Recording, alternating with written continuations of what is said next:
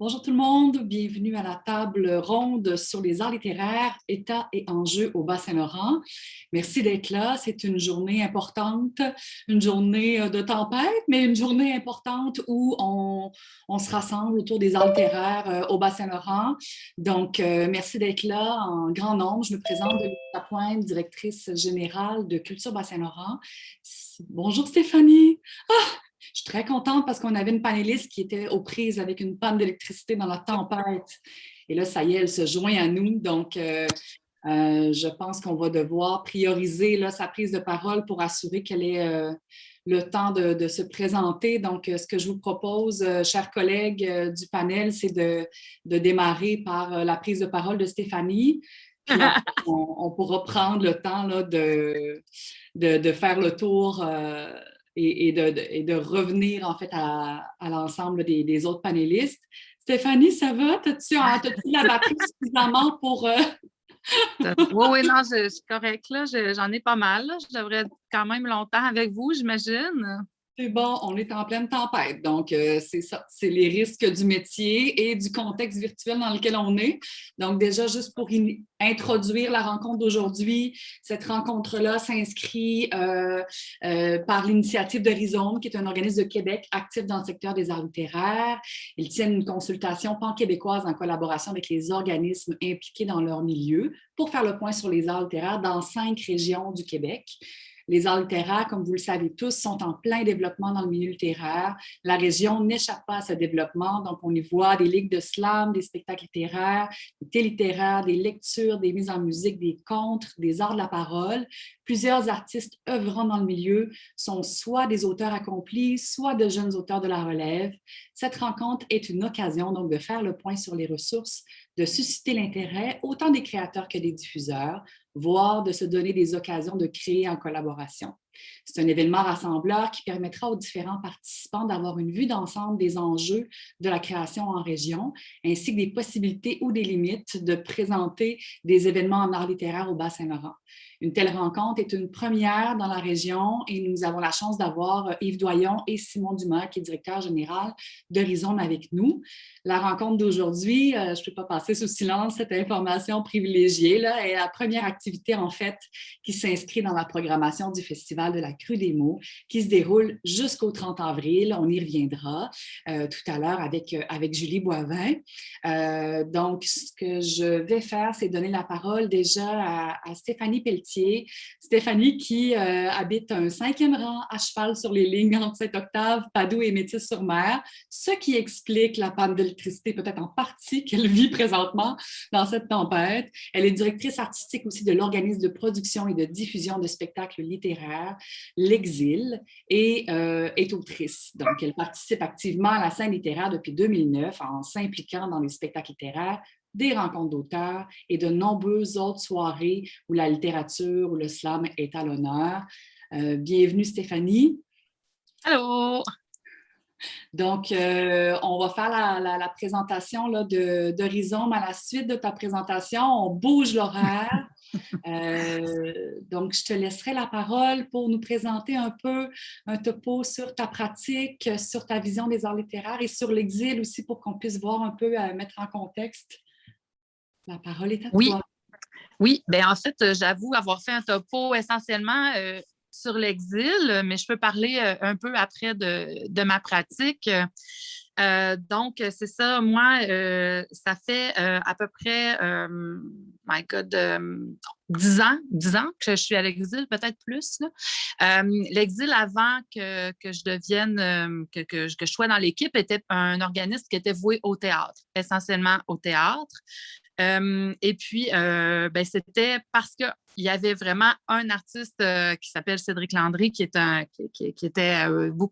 auteur dramatique, qui l'est probablement encore, mais en tout cas, il y a pas encore, ça fait longtemps qu'il n'a pas écrit théâtre, qui a fondé cet organisme-là. Et puis, un jour, Cédric a eu plus envie de se tourner vers le cinéma. Donc, il a quitté l'exil et à ce moment-là, au sein de l'exil, il y avait plus vraiment de force vive en théâtre.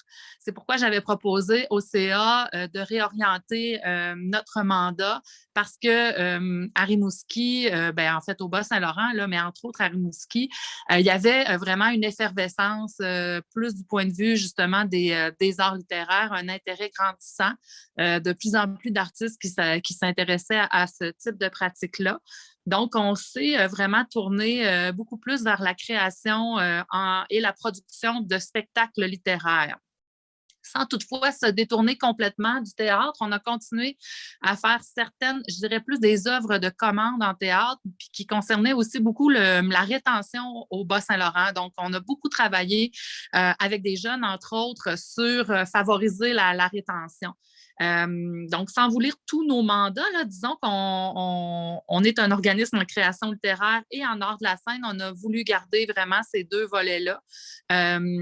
Qu'on génère des projets de recherche et création en art littéraire et art de la scène, qu'on veut fournir une expérience professionnelle à des artistes littéraires et de la scène. On veut aussi soutenir les artistes de la relève qui sont en voie de professionnalisation. Donc, pour nous, c'est important aussi d'investir dans cet aspect-là.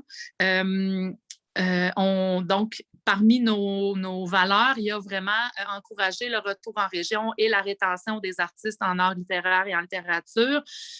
On désire ardemment développer un réseau de contacts pour exporter nos créations. C'est là que c'est beaucoup plus difficile parce que rapidement, là, je dirais qu'on est toujours un peu entre le problème de faire des spectacles très achevés. On était souvent reçus en résidence de création au Théâtre du Bic. Puis, tu sais, c'est des scènes qui nous suggèrent puis qui presque nous demandent de faire vraiment des mises en scène très, très étoffées, très achevées.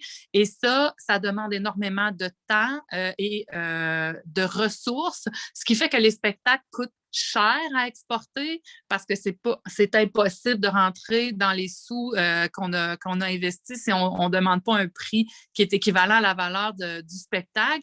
Ce qui fait que, comme j'ai entendu la discussion avec la Gaspésie là, avant hier, je crois, comme les diffuseurs pluridisciplinaires ne sont pas encore je dirais, intéressés par ce genre d'événement-là, on se retrouve à essayer d'exporter les spectacles vers des diffuseurs qui sont vraiment spécialisés en art littéraire, mais qui n'ont pas nécessairement les structures pour accueillir des événements de ce genre-là. Donc, on est toujours un peu à hésiter entre est-ce qu'on fait un événement le plus possible étoffé, la meilleure qualité possible, est-ce qu'on met énormément de temps dedans, mais à la fin, on ne peut pas le sortir de chez nous, ou on fait quelque chose de plus fragmentaire, sans dire que ce n'est pas de qualité, mais qui demande, je ne sais pas, moins de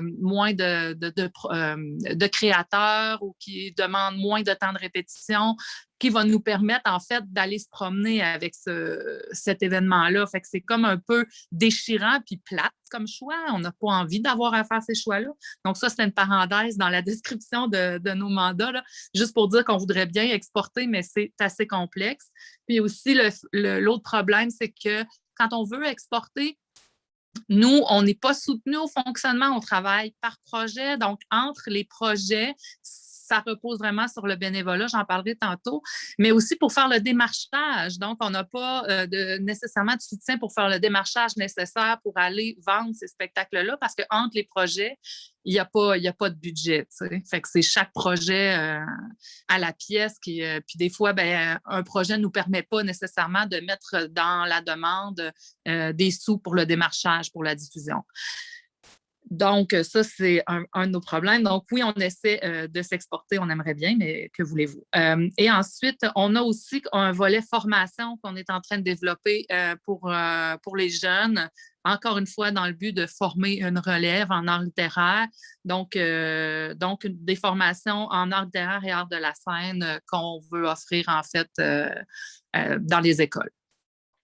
Donc, on a une chance, c'est qu'on se développe dans un milieu qui favorise la naissance de vocations littéraires et la rétention d'écrivains, parce qu'ici, il y a un bac en création littéraire à l'UQAR, il y a la Ligue de slam de l'Est du Québec qui est très, très populaire, il y a le DEC en arts et lettres et communication au Cégep, parce que aussi, on est entouré d'organismes qui sont parfois des partenaires importants, comme ceux qui sont sur la table ronde aujourd'hui, le CLAC, le Salon du livre de Rimouski.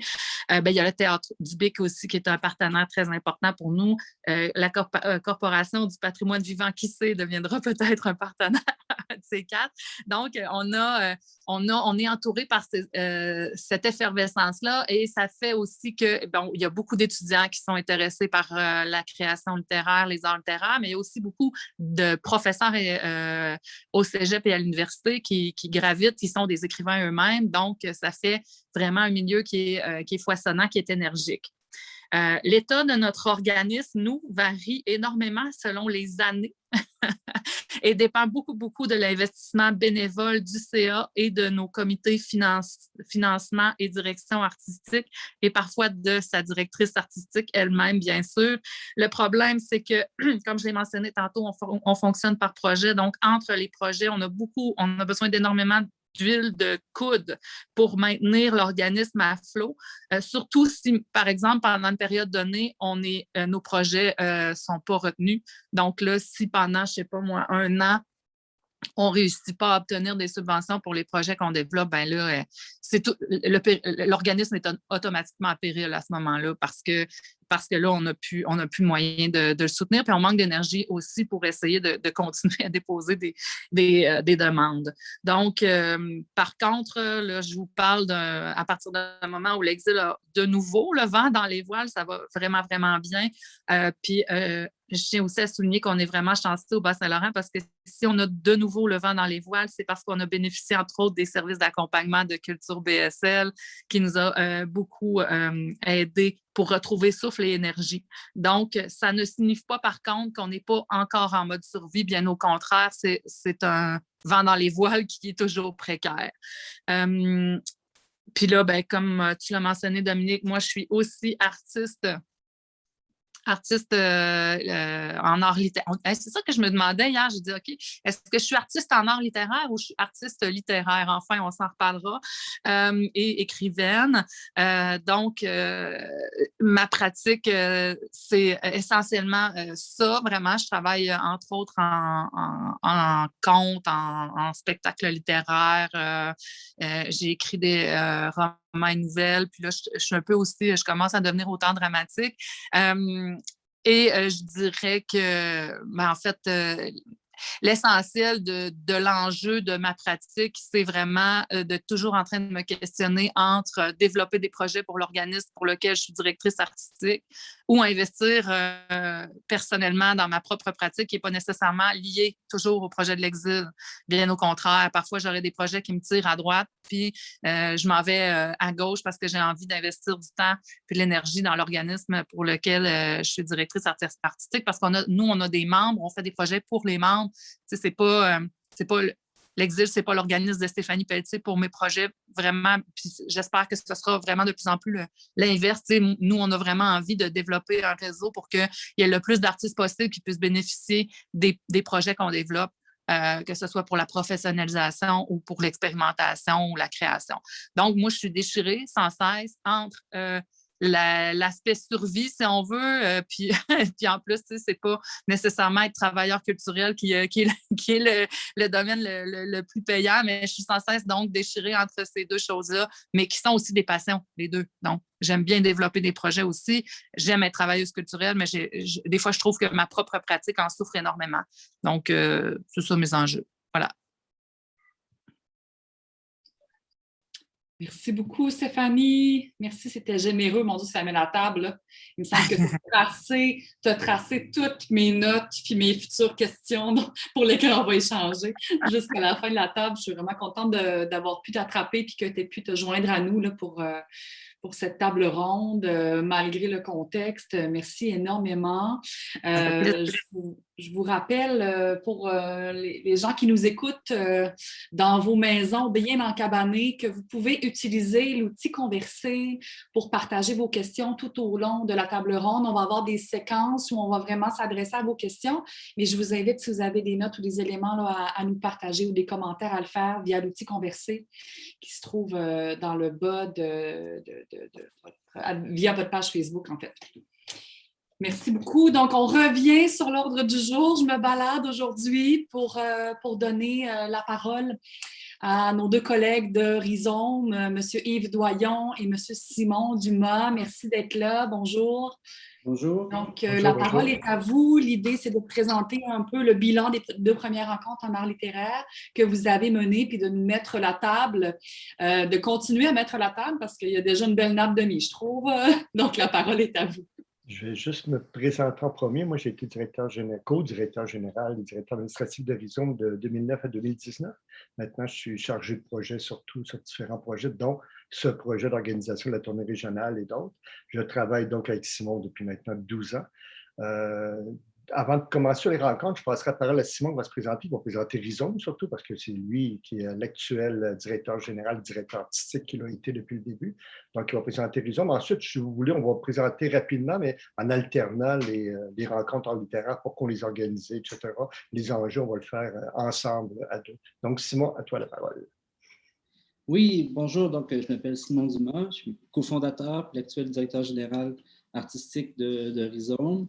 Je suis vraiment content de présenter Rhizome tout de suite après Stéphanie qui présentait l'Exil, parce que moi, personnellement, je me sens très proche de Stéphanie comme profil. Je suis par ailleurs poète. Et bon, à travers Rhizome, je mets en scène des écrivains où je collabore à des mises en scène d'écrivains depuis un peu plus de 20 ans maintenant. Puis je suis vraiment content aussi que Stéphanie soit là parce que je pense que l'Exil, c'est la deuxième, à ma connaissance, c'est la deuxième compagnie ou organisme au Québec qui se dédie à la création d'œuvres en art littéraire. Rhizome aurait été la première, à ma connaissance, mais on n'était pas les seuls à faire des œuvres en art littéraire. Il y a eu beaucoup d'initiatives individuelles, donc des poètes performeurs ou des écrivains qui mettaient en scène leurs propres œuvres. Je pense à ou qui avaient des artistes qui avaient des démarches qui étaient plutôt orales qu'imprimées. Je pense à des René Gagnon, des Hélène Matt, qui ont fait des projets extraordinaires, très mis en scène. Et puis, je suis aussi reconnaissant aussi de la présentation de Stéphanie parce que les défis, enjeux et problèmes que l'Exil rencontre sont des défis, enjeux et problèmes que Rhizome a rencontrés et continue de rencontrer, notamment par rapport au rayonnement et puis de cette tension entre produire des productions, mettre en place des productions qui sont très abouties et d'autres qui seraient plus légères et voyageraient plus facilement. Et donc, c'est vraiment des questions intéressantes que j'ai hâte d'aborder avec vous. Yves va nous faire un très bref bilan des deux rencontres en littéraire que Rhizome a organisées. On a invité l'ensemble du secteur, Québec et même hors Québec, la francophonie canadienne proche, Moncton, Sudbury, Caraquette, à venir à Québec pour discuter des enjeux autour des arts littéraires, qu'on ne nommait même pas arts littéraires à ce moment-là, parce que c'est un terme qu'on a adopté ensemble à Québec en 2019. Yves? Oui, c'est ça. Donc, ces rencontres-là, dans le fond, moi, quand je suis rentré à Rhizome, Rhizome était dans une deuxième phase de développement. Et avec Simon, on réfléchissait beaucoup à comment produire, dans le fond, les spectacles, parce que Simon avait des envies en tant qu'artiste, aussi en tant que poète, mais en tant que directeur artistique. Et on se heurtait toujours aux mêmes réalités, c'est qu'on ne considérait pas la pratique en art littéraire.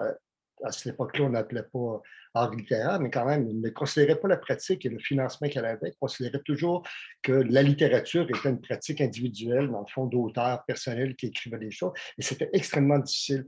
Et non seulement ça, mais en plus, il y avait une incompréhension directe de tous les gens à qui sont adressés, notamment les institutions qui financent. Ils ne comprenaient pas les besoins, ils n'arrivaient pas à le concevoir. Une fois qu'ils ont commencé à le concevoir, c'est-à-dire qu'ils essayaient de dire qu'on était les seuls. Il n'y avait pas de besoin donc particulier d'évolution.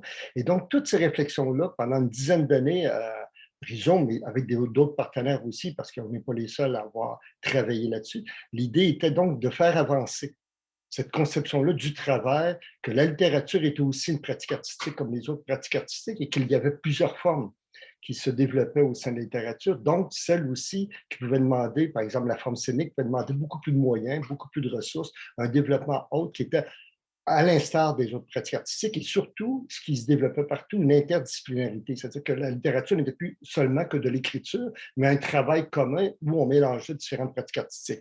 Et ça, c'était un des leitmotifs de Rhizome et de Simon, notamment pendant la décennie, je dirais, 2010 à 2020. Et le travail, donc, a été de faire reconnaître ça. Il y a eu une ouverture du côté du Conseil des arts qui commençait à réfléchir à tous ces programmes en 2017. 2016, ça va commencer en réalité en 2015, mais surtout en 2017. Et cette réflexion-là nous a amené, nous aussi, à aller plus rapidement vers cette affirmation-là, à la suite de plusieurs rencontres, de discussions avec plusieurs intermédiaires ou des pairs dans le milieu. C'est là qu'est née l'idée de faire des premières rencontres, d'inviter le milieu, la communauté, qui était beaucoup plus large que ce qu'on savait, dans le fond, à se rejoindre ensemble pour être capable de réfléchir à ces pratiques-là. Donc, la première rencontre a eu lieu en 2019, en février 2019, suivie de la deuxième aux mêmes dates l'année qui a suivi. Lors de ces rencontres, l'enjeu le plus important, c'était vraiment de se rassembler, de commencer à parler entre nous, de se connaître, parce qu'on ne se connaissait pas pour autant, d'échanger, de réfléchir, de poser nos enjeux, nos questionnements en termes d'acteurs majeurs d'une discipline artistique qui était à ses débuts, parce que même si ça faisait 10-15 ans où il y avait des événements ou des activités autonomes, il reste que comme pratique organisée, c'était quand même assez récent. Donc, l'important, c'était de s'entendre, d'être ensemble, de pouvoir affirmer, dire qui on est, dans le fond. Et les premières rencontres ont donc servi essentiellement à ça. Deux éléments majeurs qui ont été soulevés. Le premier, c'était de se nommer. On appelait ça la nomenclature, et c'était Annie Landreville, notamment, qui était l'animatrice de cet atelier. L'idée étant de dire qu'est-ce qu'on est, qu'est-ce qu'on fait, comment on se nomme. Donc, il y a eu un atelier là-dessus seulement. Il y a eu à peu près 160 suggestions de toutes sortes pour savoir comment on pourrait nommer notre pratique. Et finalement, autour de cet échange-là, ce qui ressurgit était les arts littéraires. Pourquoi? Parce que les arts littéraires nous inscrivaient directement dans une pratique artistique comme les arts visuels, comme les arts médiatiques, comme les autres pratiques artistiques. Et les arts littéraires s'avéraient aussi être inclusifs.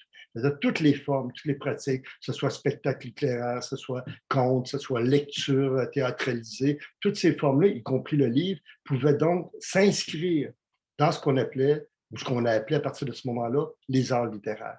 Et pour répondre à la question de Stéphanie par le biais, est-ce que c'est une artiste des arts littéraires? On peut le dire, comme on peut dire en général, comme les arts visuels, on dit rarement un artiste des arts visuels, on dit un artiste visuel.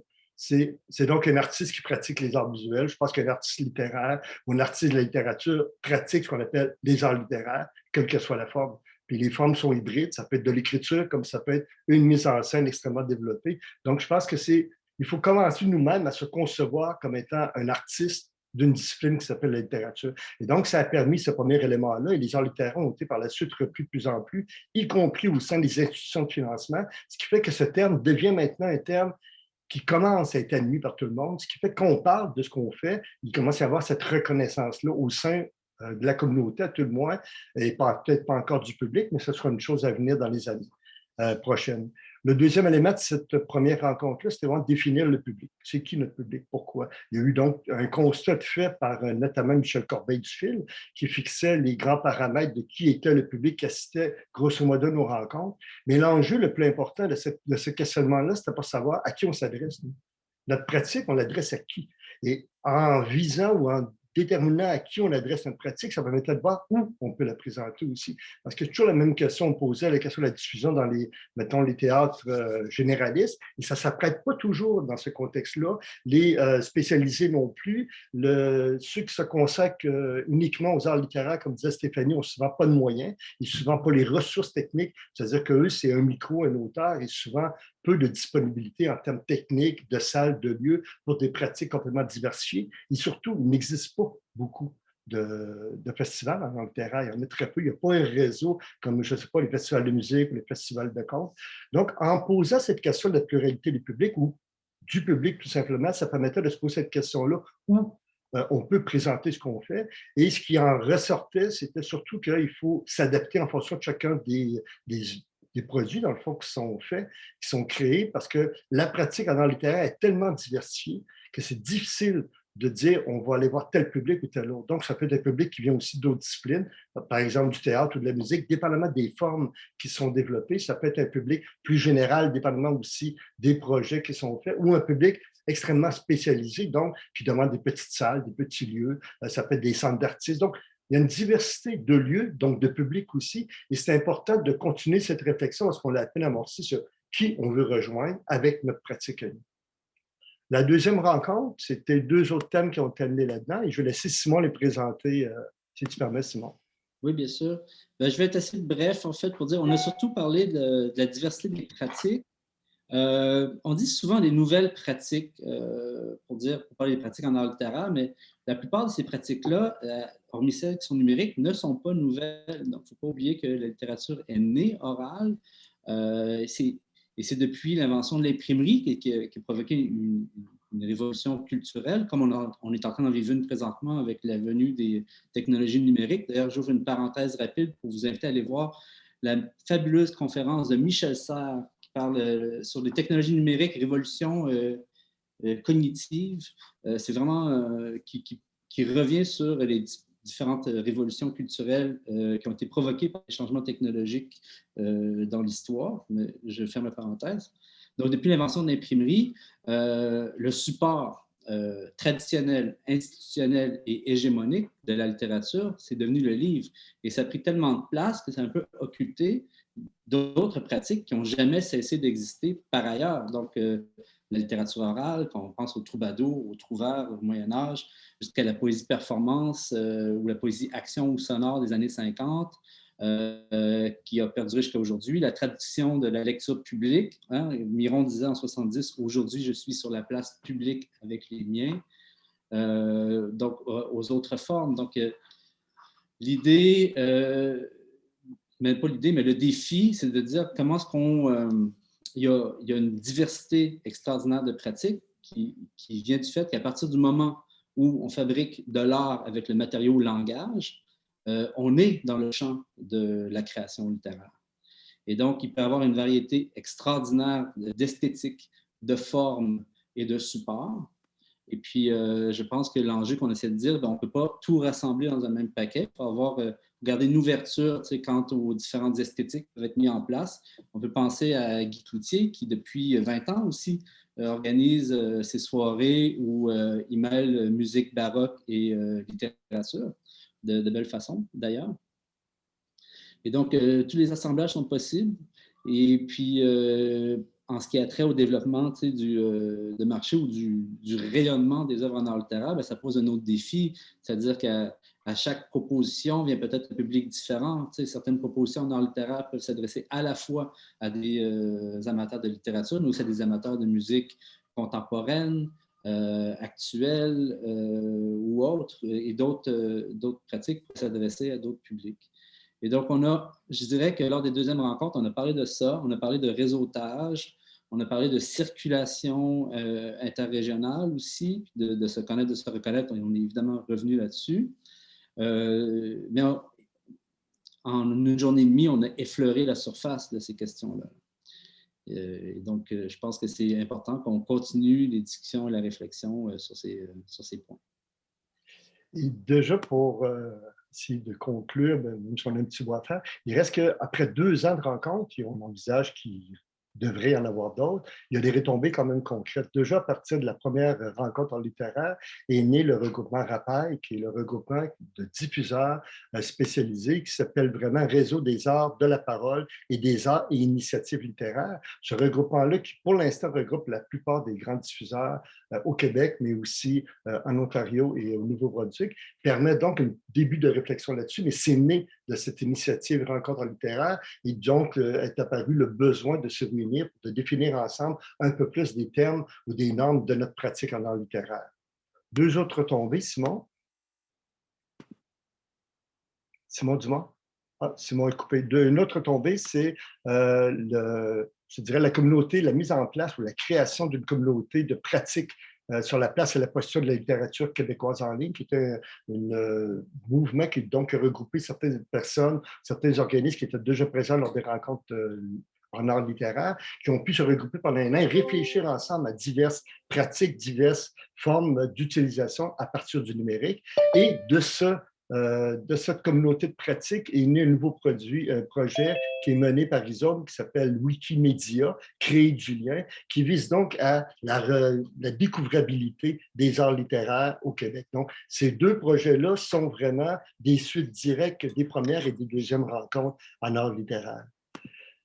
Les suites à faire, c'est surtout ça, parce que là, une fois qu'on a fait ça, il reste qu'il faudrait encore poursuivre ça. Il y avait des enjeux extrêmement importants pour nous qui demeurent toujours actuels, c'est-à-dire qu'il faut développer ce qu'on appelle le circuit de pratique ou de formation en termes de pratique, donc un circuit de résidence qui regrouperait l'ensemble des forces vives au Québec.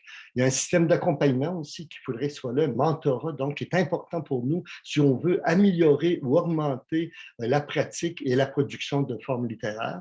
Il y aurait donc à mettre en place aussi des outils, des expertises, un réseau d'échange, enfin toute la mise en place d'un réseau de circulation au Québec et à l'extérieur aussi, mais au départ déjà au Québec, parce qu'on connaît la difficulté. Souvent, comme on disait, c'est plus facile d'aller en Europe présenter des projets que de circuler au Québec, d'aller en Gaspésie ou d'aller sur la Côte-Nord ou en Abitibi. Donc, il y a déjà cette mise en place d'un réseau québécois ou pan-québécois qui serait important et d'être capable de parler d'une seule voix, d'être capable maintenant qu'on commence à nommer ce qu'on est, on commence à avoir une forme de regroupement, d'avoir une structure, un organisme, un milieu, ça reste encore déterminé. Ce que ça sera rappel, possiblement, ce serait une bonne chose, ou autre forme, mais il faut être capable de commencer à s'organiser, un peu comme la danse le fait, qui a donné d'ailleurs la danse sur les routes, mais ils se sont regroupés, ils ont parlé d'une seule voix, ils ont réussi à affirmer et moi, je ferais dire, regrouper leurs demandes, leurs besoins et de les exprimer de façon commune auprès des subventionnaires, ce qui a donné d'ailleurs lieu à du développement. Donc, les arts littéraires, on est à ce moment-là aussi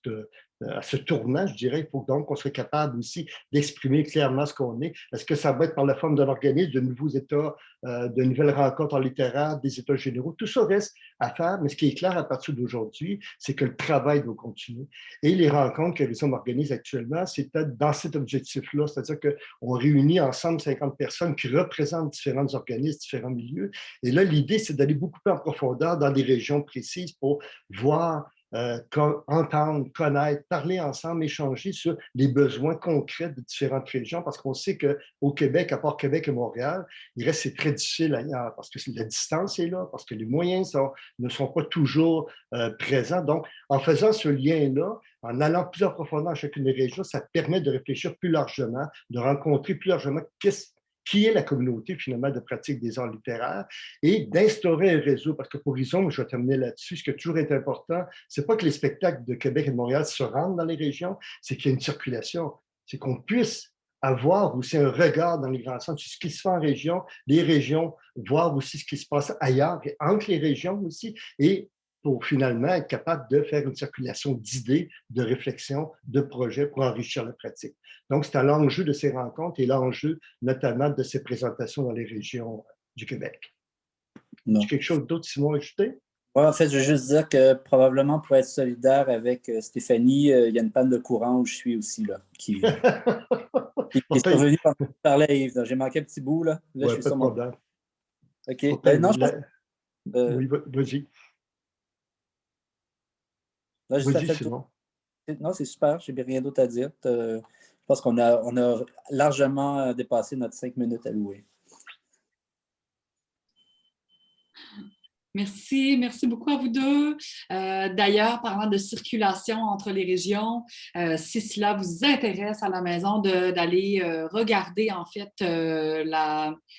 l'enregistrement du Facebook Live qui a eu lieu avant-hier, en fait, en Gaspésie, où il y a eu une rencontre similaire là, de table ronde aussi, qui est disponible là, sur Facebook. Je ne sais pas si on pourrait s'assurer de partager peut-être le lien sur la page Facebook du CLAC afin d'avoir accès, puis que les gens puissent aller consulter. Je vous dis ça parce qu'au démarrage de la rencontre, Simon et Yves présentent vraiment un PowerPoint qui fait le tour aussi là, des rencontres. Donc, ça vous permettra d'aller bonifier là, les informations puis de voir un peu comment ça se passe en Gaspésie. Je trouve que c'est intéressant aussi de faire en sorte que ces rencontres-là puissent aussi être vues, même si ce n'est pas vu en live là, pour chacun. Puis même chose aussi pour cette rencontre-ci qui sera enregistrée et disponible aussi sur le Facebook du CLAC pendant tout le Festival de la Crue des mots, en fait. Merci énormément. Dominique, si tu permets, je veux juste compléter, dire seulement que mercredi prochain, il va y avoir une rencontre similaire aussi au Saguenay. Donc, c'est important pour ceux qui veulent aussi le suivre.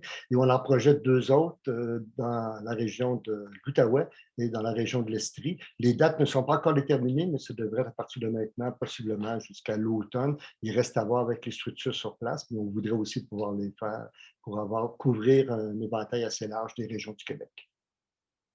Très bien. Puis ces événements-là seront sur la même forme, c'est-à-dire un événement Facebook Live qui sera possible de retrouver sur la page Facebook de Rhizome. Comment on fait pour les retrouver une fois qu'ils seront précisés dans le temps? Oui, ça va être sur la page Facebook de Rhizome et sur le site Internet de Rhizome où on retrouve aussi d'autres textes de réflexion sur la pratique. Et puis, on essaie de rassembler là un ensemble d'informations, de documents puis provenant de différentes sources, là. Donc, ça va être là aussi. Très bien, merci beaucoup.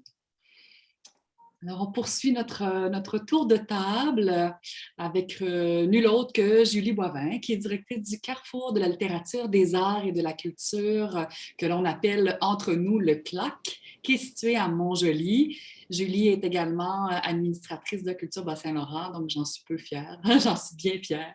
Donc, Julie, déjà, le CLAC est établi depuis plus de 25 ans dans la région et dans le municipalité et connaît bien la réalité géographique, culturelle et sociale de la région. Vous êtes installé, vous êtes à Montjoly, mais vous rayonnez partout au Québec. Vous êtes reconnu comme un organisme culturel régional et comme étant le seul organisme culturel majeur dans la MRC de la Métis. Vous participez de façon active, et je dirais même hyper active, à la démocratisation de la culture au Bas-Saint-Laurent, puis votre action repose sur des principes d'accessibilité à la culture, de réseautage, de concertation, afin de travailler en synergie avec les différents intervenants du milieu.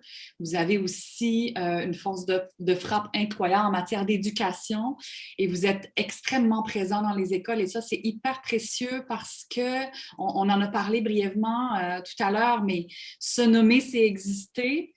Puis y goûter, c'est apparaître. Donc, si les enfants de la MRC, de la Métis, savent ce que sont les arts littéraires, c'est en grande partie grâce au CLAC. Et ça, c'est non seulement précieux pour s'assurer que nos enfants connaissent les pratiques et les métiers reliés aux arts littéraires, mais aussi qu'on puisse développer de la relève, en fait, en matière d'art littéraire sur notre territoire et pas juste dans la MRC de la Métis, partout au Québec, en fait. Des bébés artistes naissent, entre autres, grâce à l'ensemble des panélistes qui sont autour de la table avec nous aujourd'hui.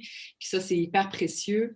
Et non seulement ça, mais les ambassadeurs qu'ils deviennent dans leur famille aussi ont un impact incroyable aussi sur la vitalité, en fait, culturelle dont parlait Stéphanie Pelletier quand elle soulignait qu'au niveau, effectivement, de la littérature, au Bas-Saint-Laurent, on est chanceux parce qu'on a un département Lucar, on a des formations aussi de niveau collégial, et puis ça a un impact majeur. On le voit bien, ce ne sont pas tous les secteurs disciplinaires et artistiques qui sont représentés dans des parcours formatifs au Bas-Saint-Laurent.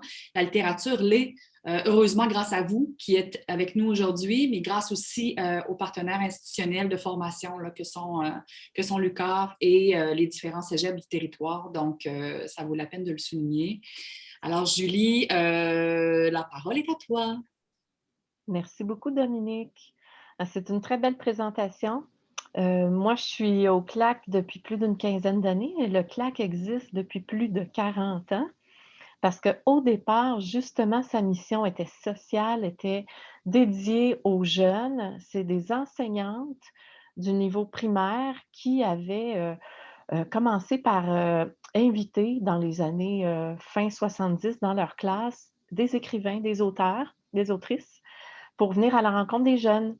Pas juste se présenter des livres, mais vraiment favoriser le contact direct avec le créateur, l'artiste. Et puis, tranquillement, ces enseignants-là ont commencé, ces enseignantes-là, parce que c'était des femmes, ont commencé à faire des événements où là, ils commençaient à inviter les parents et tout ça. Ça s'appelait le Salon de la littérature de Montjoly. Alors, pendant là, une bonne vingtaine d'années, il y a eu un salon de la littérature qui se faisait au centre d'achat, dans le gymnase de l'école. Ça a même été à l'Arena. Donc, il y avait toutes sortes d'ateliers, puis ça visait vraiment la sensibilisation aux arts en général, mais plus particulièrement là, au domaine de la littérature et de la littérature jeunesse. Après une vingtaine d'années, l'organisme a commencé à se professionnaliser. Au début tournant des années 2000, on a commencé à pouvoir avoir accès à des subventions au projet et avoir un premier employé grâce à des programmes de subvention à l'emploi. Et puis ça a vraiment commencé, ça a vraiment favorisé l'émergence d'une structure un peu plus forte, un peu plus organisée, qui était capable de se planifier plus à long terme. Et puis moi, je suis arrivée là, j'ai fait du bénévolat pendant quelques années. Et puis j'ai commencé à travailler, là, c'était déjà là, en 2002-2003, où on a pu avoir accès à travailler sur un soutien au fonctionnement. Donc, en établissant une programmation un petit peu plus soutenue avec des artistes professionnels sur plusieurs années, on a fini par se faire reconnaître au fonctionnement par le Conseil des arts du Canada et par le Conseil des arts et des lettres du Québec. Alors ça, c'était vraiment une grande première. On s'est stabilisé et tout ça justement parce qu'un organisme se professionnalise tout comme un artiste. Mais c'est vraiment long. C'est long, puis il faut être patient, puis c'est vrai que ça prend beaucoup de bénévolat. Nous, ça l'a pris, le CLAC, ça a pris une vingtaine d'années là, avant d'avoir accès à ces fonds-là. Et puis, il a fallu faire la démonstration aussi là, du professionnalisme. Puis on essaie, on est encore là-dedans, là, tu sais, il faut se professionnaliser. Puis tout est vraiment dans l'intention de programmation. C'est-à-dire qu'il faut toujours qu'on fasse des choix éclairés de qui on invite. On veut s'assurer d'offrir le meilleur aux jeunes et au grand public parce qu'on touche les jeunes, mais à partir justement des années 2000, on a commencé à élargir. Il y a une nouvelle série qui s'est installée au Jardin de Métis, ça s'appelle la fameuse série L'été littéraire. Ça fait 21 ans qu'on fait des lectures publiques au Jardin de Métis. Puis, ça fonctionne très bien, mais il y a eu des hauts, des bas, parce que c'était un public à développer, c'était pas acquis du tout. C'était pas le même public du tout que les arts de la scène. C'était pas un public jeunesse là, captif dans une classe non plus. Il fallait attirer des gens, puis tranquillement, le nom, on s'est fait un nom, et puis je vous dirais qu'aujourd'hui, on a vraiment un public, là, un noyau là, super intéressant pour l'été littéraire. Maintenant, il y a aussi le château Landry dans lequel on habite. On habite dans une maison de la culture qui est située à Montjoly. Nos bureaux sont là. On a une petite salle de diffusion qui est équipée au rez-de-chaussée et on a une résidence d'artistes au dernier étage. Et puis ça, c'est vraiment une opportunité extraordinaire qu'on a pu avoir. En 2014, le bâtiment a subi une rénovation, une belle restauration. Et puis, on s'est installé et on a commencé à accueillir des dizaines et des dizaines d'auteurs, de BDistes, de conteurs en création depuis ce temps-là. Là, je ne les ai pas comptés, mais c'est au moins une vingtaine par année qu'on accueille et ça ne dérougit pas. Donc, on a vu, et surtout depuis le début de la COVID, on constate qu'il y a une demande énorme qui vient de la part des artistes pour avoir un lieu pour s'installer puis faire un projet de recherche et création. Et puis nous, on l'offre à l'année. Alors ça, c'est vraiment intéressant. Et on organise des sorties de résidence accessibles, gratuites au grand public et parfois même des spectacles qui ne sont pas tout à fait finis, mais des fois, ça ne paraît même pas qu'ils ne sont pas finis. Je veux dire, c'est tellement... Il y a toujours des étapes différentes de création auxquelles on peut assister, puis on peut en plus discuter des démarches artistiques. On fait des entrevues maintenant. La COVID, nous a poussé à développer un peu plus tout l'aspect numérique, évidemment. C'est quelque chose auquel on pensait, qu'on voulait faire, mais on n'est pas des techniciens, on n'est pas des spécialistes là, des outils technologiques, puis on hésitait, mais à un moment donné, on était obligé, l'année passée, de plonger dans tout ça, dans cet univers-là. Puis finalement, on fait des entrevues, un peu plus de fond avec nos artistes invités en création. Et puis c'est super intéressant parce que pour l'artiste lui-même, ça développe sa pratique, ça lui permet de faire vraiment une démarche introspective sur sa pratique pendant, il bat le fer pendant qu'il est chaud, en fait. Donc, il est en résidence de création, puis au moment même, on en discute ensemble. Et puis, je trouve que ça, c'est vraiment de contribuer à l'avancement de la pratique des artistes qu'on reçoit en résidence. Parallèlement à ça, ben, on a un défi de taille. On est situé à Montjoly, on n'est pas à Rimouski. On est quand même dans une ville extraordinaire qui se développe beaucoup, qui a énormément changé depuis les 10, 15, 20 dernières années. Mais ça reste un défi parce que c'est une ville quand même qui est plus industrielle, qui a une population qui n'était pas nécessairement une population qui fréquentait beaucoup les arts, la culture. Donc, on a misé beaucoup sur la médiation pour essayer de stimuler cette fréquentation-là, ce goût pour la culture-là de la population, je dirais plus montjolienne, parce que notre public est beaucoup composé de Méticiens et de Bas-Laurentiens, quand on les voit au thé littéraire, tout ça, mais quand on est au Château Landry et qu'on fait des événements au Château Landry, on n'a pas beaucoup de gens de Montjoly, alors on a un défi là à développer constamment, puis à jamais, jamais prendre pour acquis que ce public-là va nécessairement courir pour venir à nos événements. Donc, il faut quand même user de stratégie, il faut faire des alliances avec des groupes communautaires, il faut s'associer avec des maisons des jeunes, il faut essayer d'aller chercher des collaborations comme le Centre Femmes de la Métis. Il y a toutes sortes de façons, mais on travaille quand même étroitement avec la MRC de la Métis et la Ville de Montjoly pour favoriser justement la fréquentation du public. Mais pour nous, c'est quand même un enjeu important. On ne pourra jamais s'asseoir là-dessus comme un acquis parce que c'est un défi de taille, puis on a essayé énormément de stratégies, puis ça reste quand même encore aujourd'hui, là, on ne parle même pas de la COVID, là, un défi énorme. Alors, on a plus de facilité à attirer un public durant l'été quand on est dans un cadre enchanteur estival au Jardin de Métis. Mais pour rendre la Maison de la Culture vivante, puis que vraiment les gens aient le goût de la fréquenter, il faut aussi avoir des bons colocataires. On a eu quelques difficultés dans les dernières années avec ça. On a déjà partagé nos espaces avec des restaurants, des cafés qui n'avaient pas du tout une compréhension de qui on était. Ça nous a vraiment fait mal.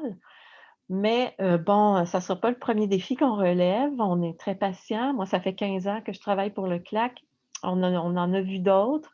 Et puis, je pense que ça, c'est des choses avec lesquelles on doit vivre. Et puis, c'est le genre de défi auquel aussi il faut faire face parce qu'on n'est pas les seuls à être dans des endroits, des fois, un petit peu plus dévitalisés au point de vue culturel. Et puis, de là, l'importance d'exister puis d'être présent dans ces environnements-là. De là, l'importance de faire de la médiation avec les jeunes dans des écoles, des fois, comme un peu l'école qui est juste devant nos bureaux, l'école des Alizés qu'on adore, qui est un superbe partenaire avec lequel on fait beaucoup de projets de médiation et bien d'autres petites écoles d'Amitis. Par exemple, l'année passée, on avait un BDiste et un écrivain qui allait faire un projet avec les jeunes qui travaillaient sur l'histoire méticienne là, de la 9e école de bombardement et de tir.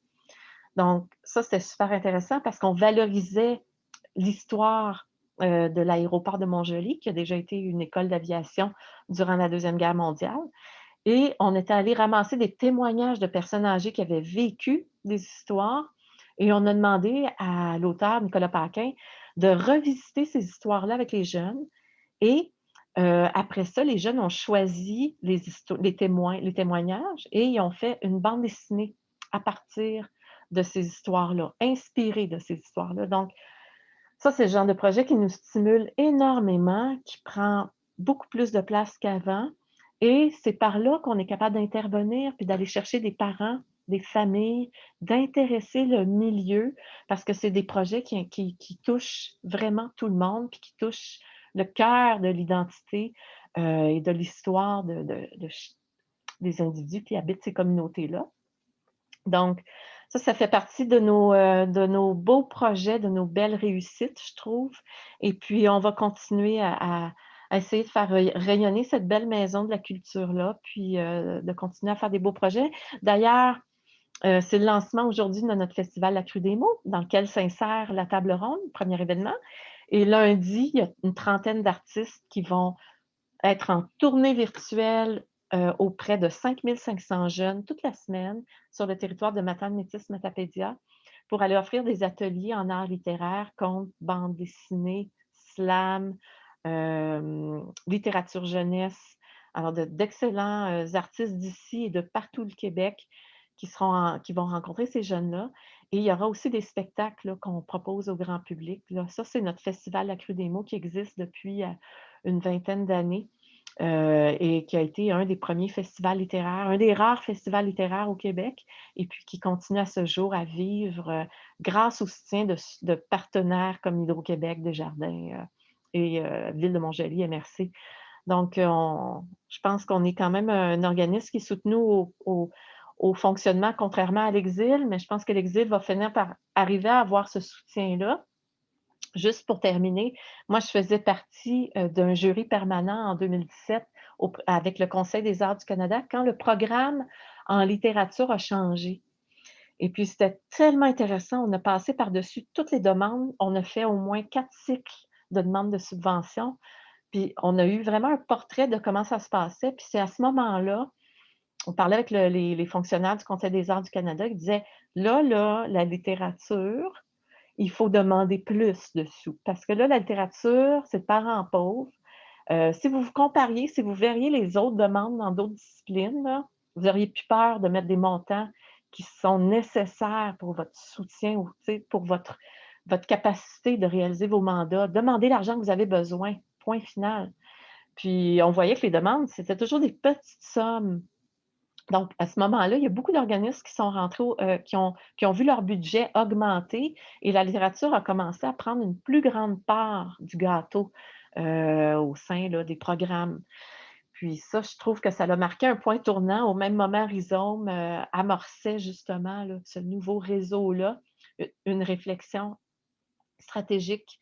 Et puis là, nous, ça nous a vraiment permis aussi de sortir un peu de notre isolement, même si on a de magnifiques collaborations avec des partenaires comme avec Robin, avec le Salon du livre de Rimouski, avec l'Exil, avec les Grandes Gueules, Trois Pistoles.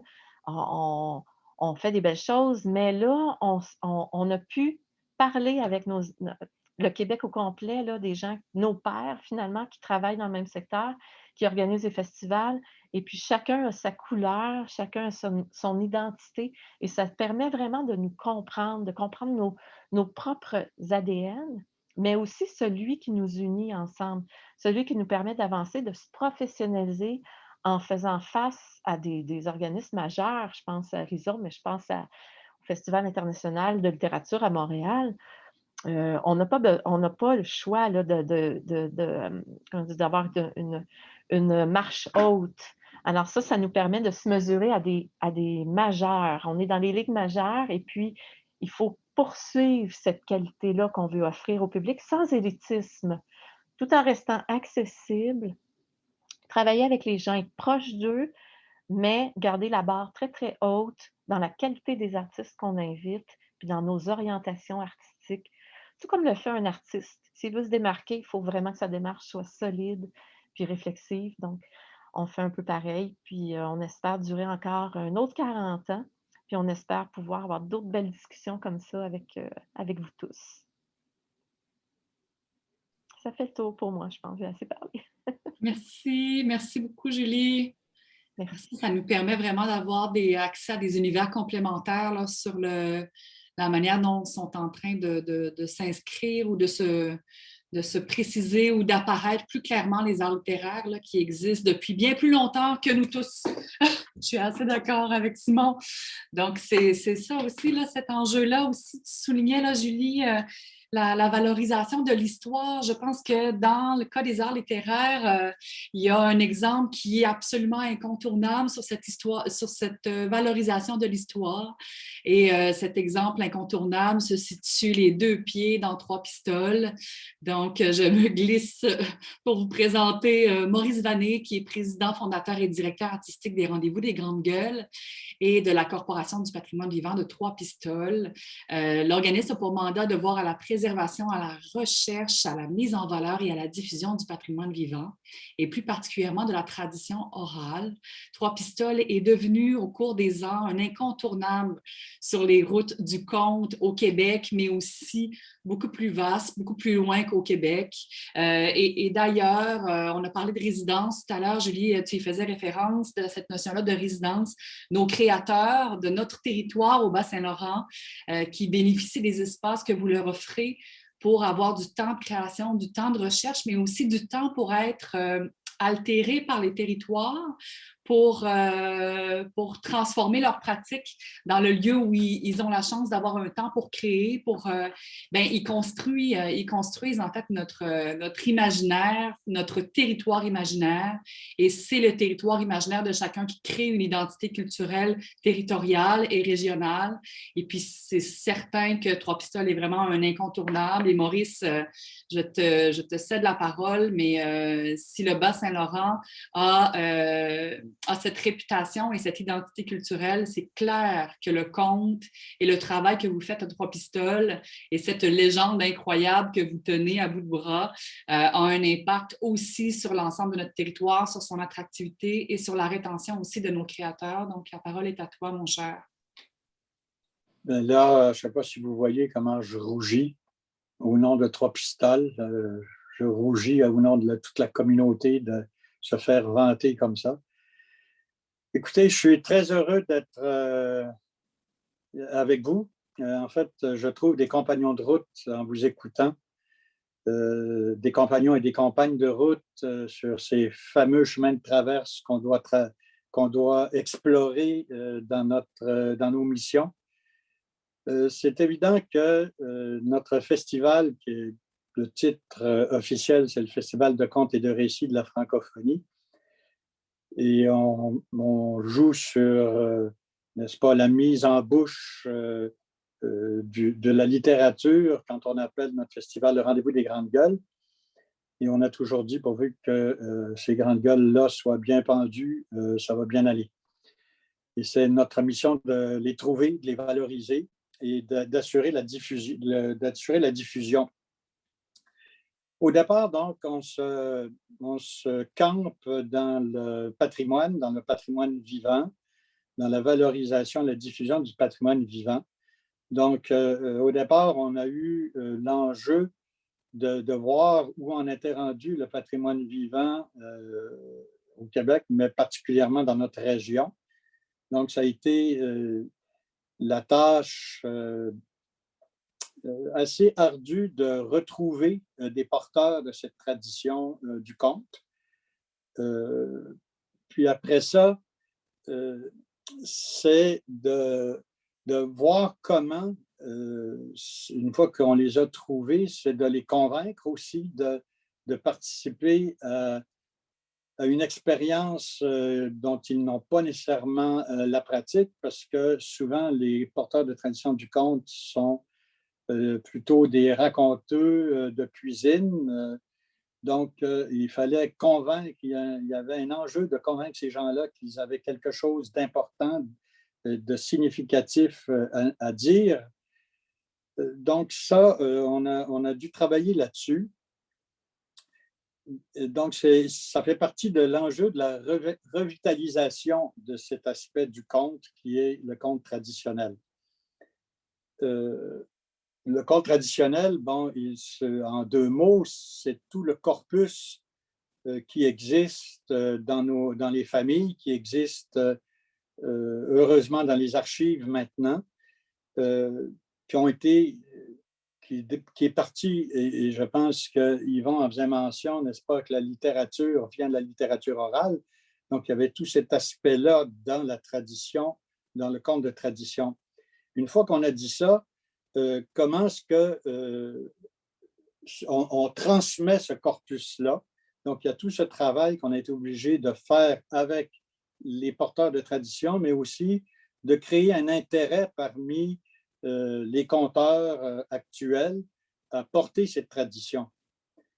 Là, je dois faire référence, bien sûr, au grand pionnier qui a été Jocelyn Bérubé, qui vient d'ailleurs de notre région, n'est-ce pas, qui a été le premier au Québec à inscrire le conte, premièrement, dans la contemporanéité, puisque son premier spectacle, Nil en ville, faisait référence à un événement marquant, n'est-ce pas, de la dévitalisation de nos régions et de la fermeture des paroisses. Il a fait un spectacle autour de ça. Et il faut dire, c'est la première fois que le conte, en tout cas au Québec, et je pense probablement à l'international, que le conte devient un spectacle. Donc là, il y a tout cet enjeu, comment est-ce qu'on passe du conte dans la tradition patrimoniale à un conte spectacle. Et à partir de là, bien, il y a toute la dynamique qui est assez ardue de situer, de cadrer cette forme d'art à l'intérieur des institutions, les institutions de financement, les institutions littéraires, les institutions de spectacle, hein, les salles de spectacle. Mais ça, je pense que mes compagnes et mes compagnons comprennent ça, cette difficulté qu'a ce que l'on a appelé il y a 2 ans les arts littéraires. Je me rappelle des discussions qu'il y avait eu là-dessus. Est-ce qu'on devait parler de littérature performative? Et finalement, donc, on s'est arrêté sur les arts littéraires. Donc, il y a cet enjeu-là de la spectacularisation du conte. Et ça, à ce niveau-là, bien, on a de la difficulté, bien sûr, à s'inscrire dans des grandes salles. On a la difficulté même à trouver un public pour qui le conte vit encore sur l'image, soit des contes pour enfants ou simplement du conte traditionnel. Alors que le conte aujourd'hui exprime une diversité de la pratique artistique incroyable, n'est-ce pas? Juste pour faire un tour rapide, on passe du conte d'érudition, n'est-ce pas, sur les grandes épopées, que ce soit les épopées de la tradition grecque, latine, scandinave. On a le conte traditionnel dont je viens de parler, qui est très marqué par le conte fantastique. On a un excellent conteur au Québec, artiste au conteur que tu connais, Julie, qui se spécialise là-dedans, Michel Faubert.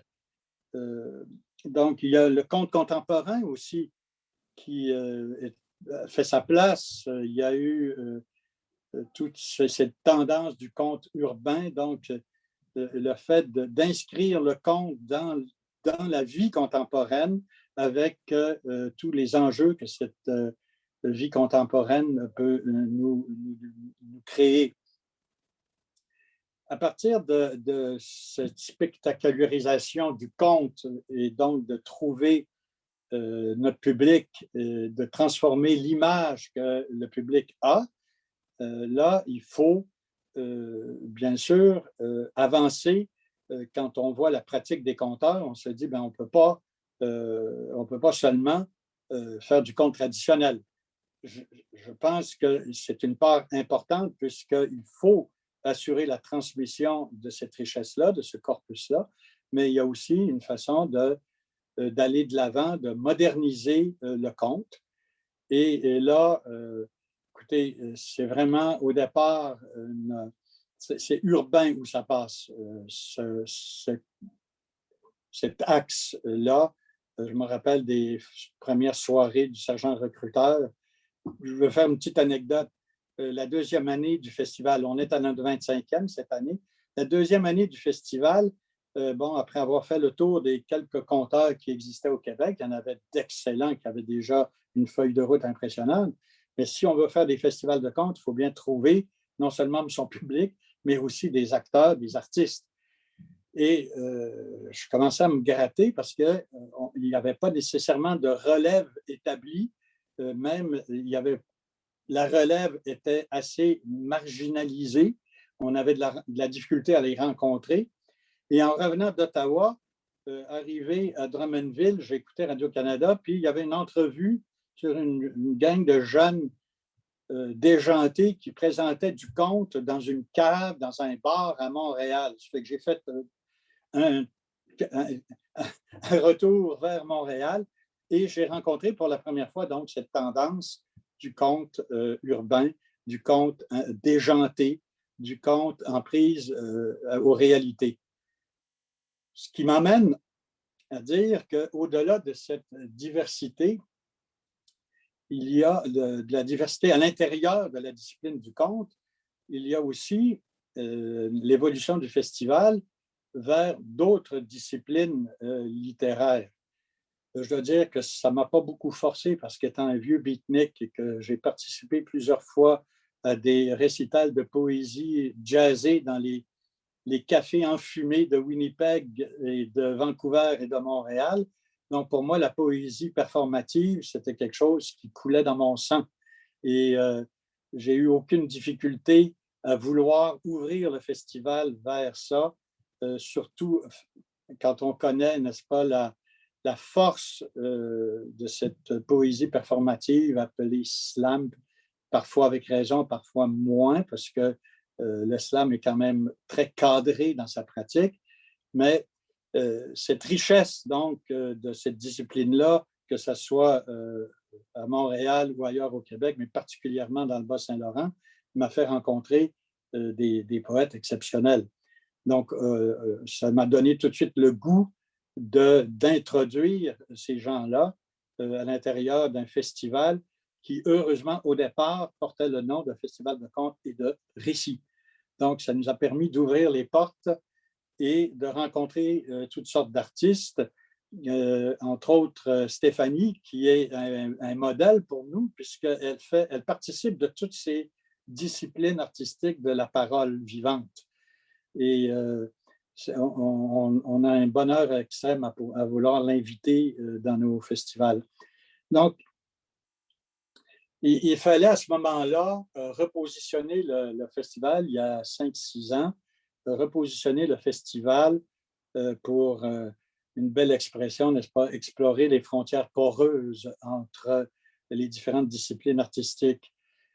On ne s'est pas arrêté là parce qu'on est aussi allé au-delà de l'art littéraire, des arts littéraires, puisqu'on fait appel aussi à des productions qui intègrent la danse, qui intègrent bien sûr la musique. On a cette magnifique expérience du slam jazzé pendant l'été à Trois-Pistoles. Donc, vous voyez, notre festival s'est ouvert sur une multitude de possibilités et sur une multitude de pratiques artistiques. Moi, j'arrêterai là.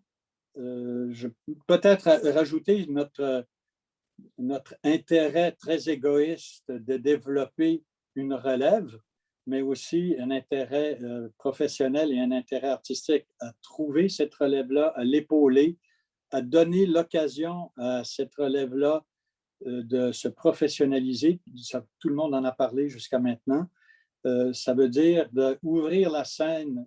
Vous savez qu'on a une scène très spécifique, très particulière à Trois-Pistoles qui est la Forge à Bérubé. C'est un cadeau du ciel qu'on a pu mettre la main sur cet magnifique endroit de transmission du patrimoine, puisque la Forge est un art patrimonial au départ, était une fonction patrimoniale, avait une fonction patrimoniale. Donc, nous sommes chanceux d'avoir cette scène-là et de la partager et de donner l'occasion non seulement à des résidences, mais aussi à ce qu'on appelle dans le métier de casser des spectacles. Donc, en sortie de résidence, ça nous fait plaisir d'accueillir des sorties de résidence pour casser des spectacles. Et notre mission, c'est d'accompagner ces artistes-là à partir de cette première apparition en scène. Tout au long de leur carrière, nous avons fait de ça une responsabilité d'assurer non seulement une première scène, une deuxième scène, mais d'être ouvert tout au long de la carrière de ces gens-là, tout en permettant une nouvelle relève de vivre. C'est tout un défi, mais c'est un très beau défi. Alors voilà, j'arrêterai là. Et si probablement autour de la discussion, je pourrais intervenir. Merci beaucoup. Merci, Maurice. Le temps file. Il nous reste un panéliste et non le moindre. Donc, on va se donner encore un moment, une belle dizaine de minutes avec Robin Doucet. Puis ensuite, on va pouvoir échanger, prendre vos questions, discuter en fait des enjeux qui ont été soulevés dans l'ensemble des prises de parole jusqu'ici. Robin Doucet, que dire, directeur du Salon du Livre depuis 1996, le Salon du Livre, qui est le plus ancien des événements du genre au Québec et il contribue activement à la fierté et à l'identité culturelle de la région. Ce qu'il y a de particulier avec le Salon du Livre de Rimouski, c'est que c'est un rendez-vous familial, c'est un espace en fait où le milieu des arts littéraires, mais je vous dirais le milieu des arts tout court se rassemble, se côtoie et c'est un espace aussi de réseautage magique où il y a un paquet d'événements qui gravitent autour en collaboration avec énormément d'autres acteurs des arts littéraires, de la littérature, mais aussi de l'ensemble des disciplines artistiques. Et donc, c'est un événement fort du Bas-Saint-Laurent qui aussi démontre bien cette espèce de terreau fertile de créateurs que Maurice soulignait.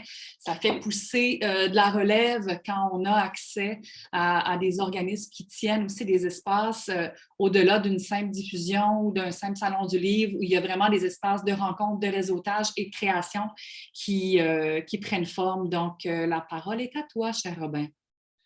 Oui, alors, dans un premier temps, j'aimerais souligner que nous sommes le 23 avril. Vous m'entendez bien? Oui. Nous sommes le 23 avril et c'est la journée mondiale du livre et du droit d'auteur aujourd'hui. Si ma mémoire immédiate est toujours aussi bonne que d'habitude, on n'en avait pas parlé, c'était la GMLDA aujourd'hui. Donc oui, le Salon du livre de Rimouski a vu le jour en 1964. C'était à l'initiative d'un organisme, les Dames Hélène de Champlain. Donc, à cette époque-là, peu de femmes sur le marché du travail et souvent, ces femmes-là étaient les conjointes de notables de la place, étaient scolarisées et ils avaient à cœur la culture et particulièrement d'apporter le livre aux enfants. Le Salon du livre de Rimouski est jumelé depuis 1991 à un Salon du livre en Bretagne, celui de Concarneau, un festival littéraire autour de la littérature maritime. Aussi, on travaille depuis quelques années avec un Salon du livre francophone à Toronto. Donc, on établit des partenariats. En fait, on a un partenariat avec eux. Et aussi, depuis plusieurs années, en fait, depuis peut-être pas loin de 5 ans, on travaille avec un organisme qui s'appelle le Vancouver Island Children's Book Festival. Donc, on apporte, c'est-à-dire à ce festival, un volet francophone. Donc,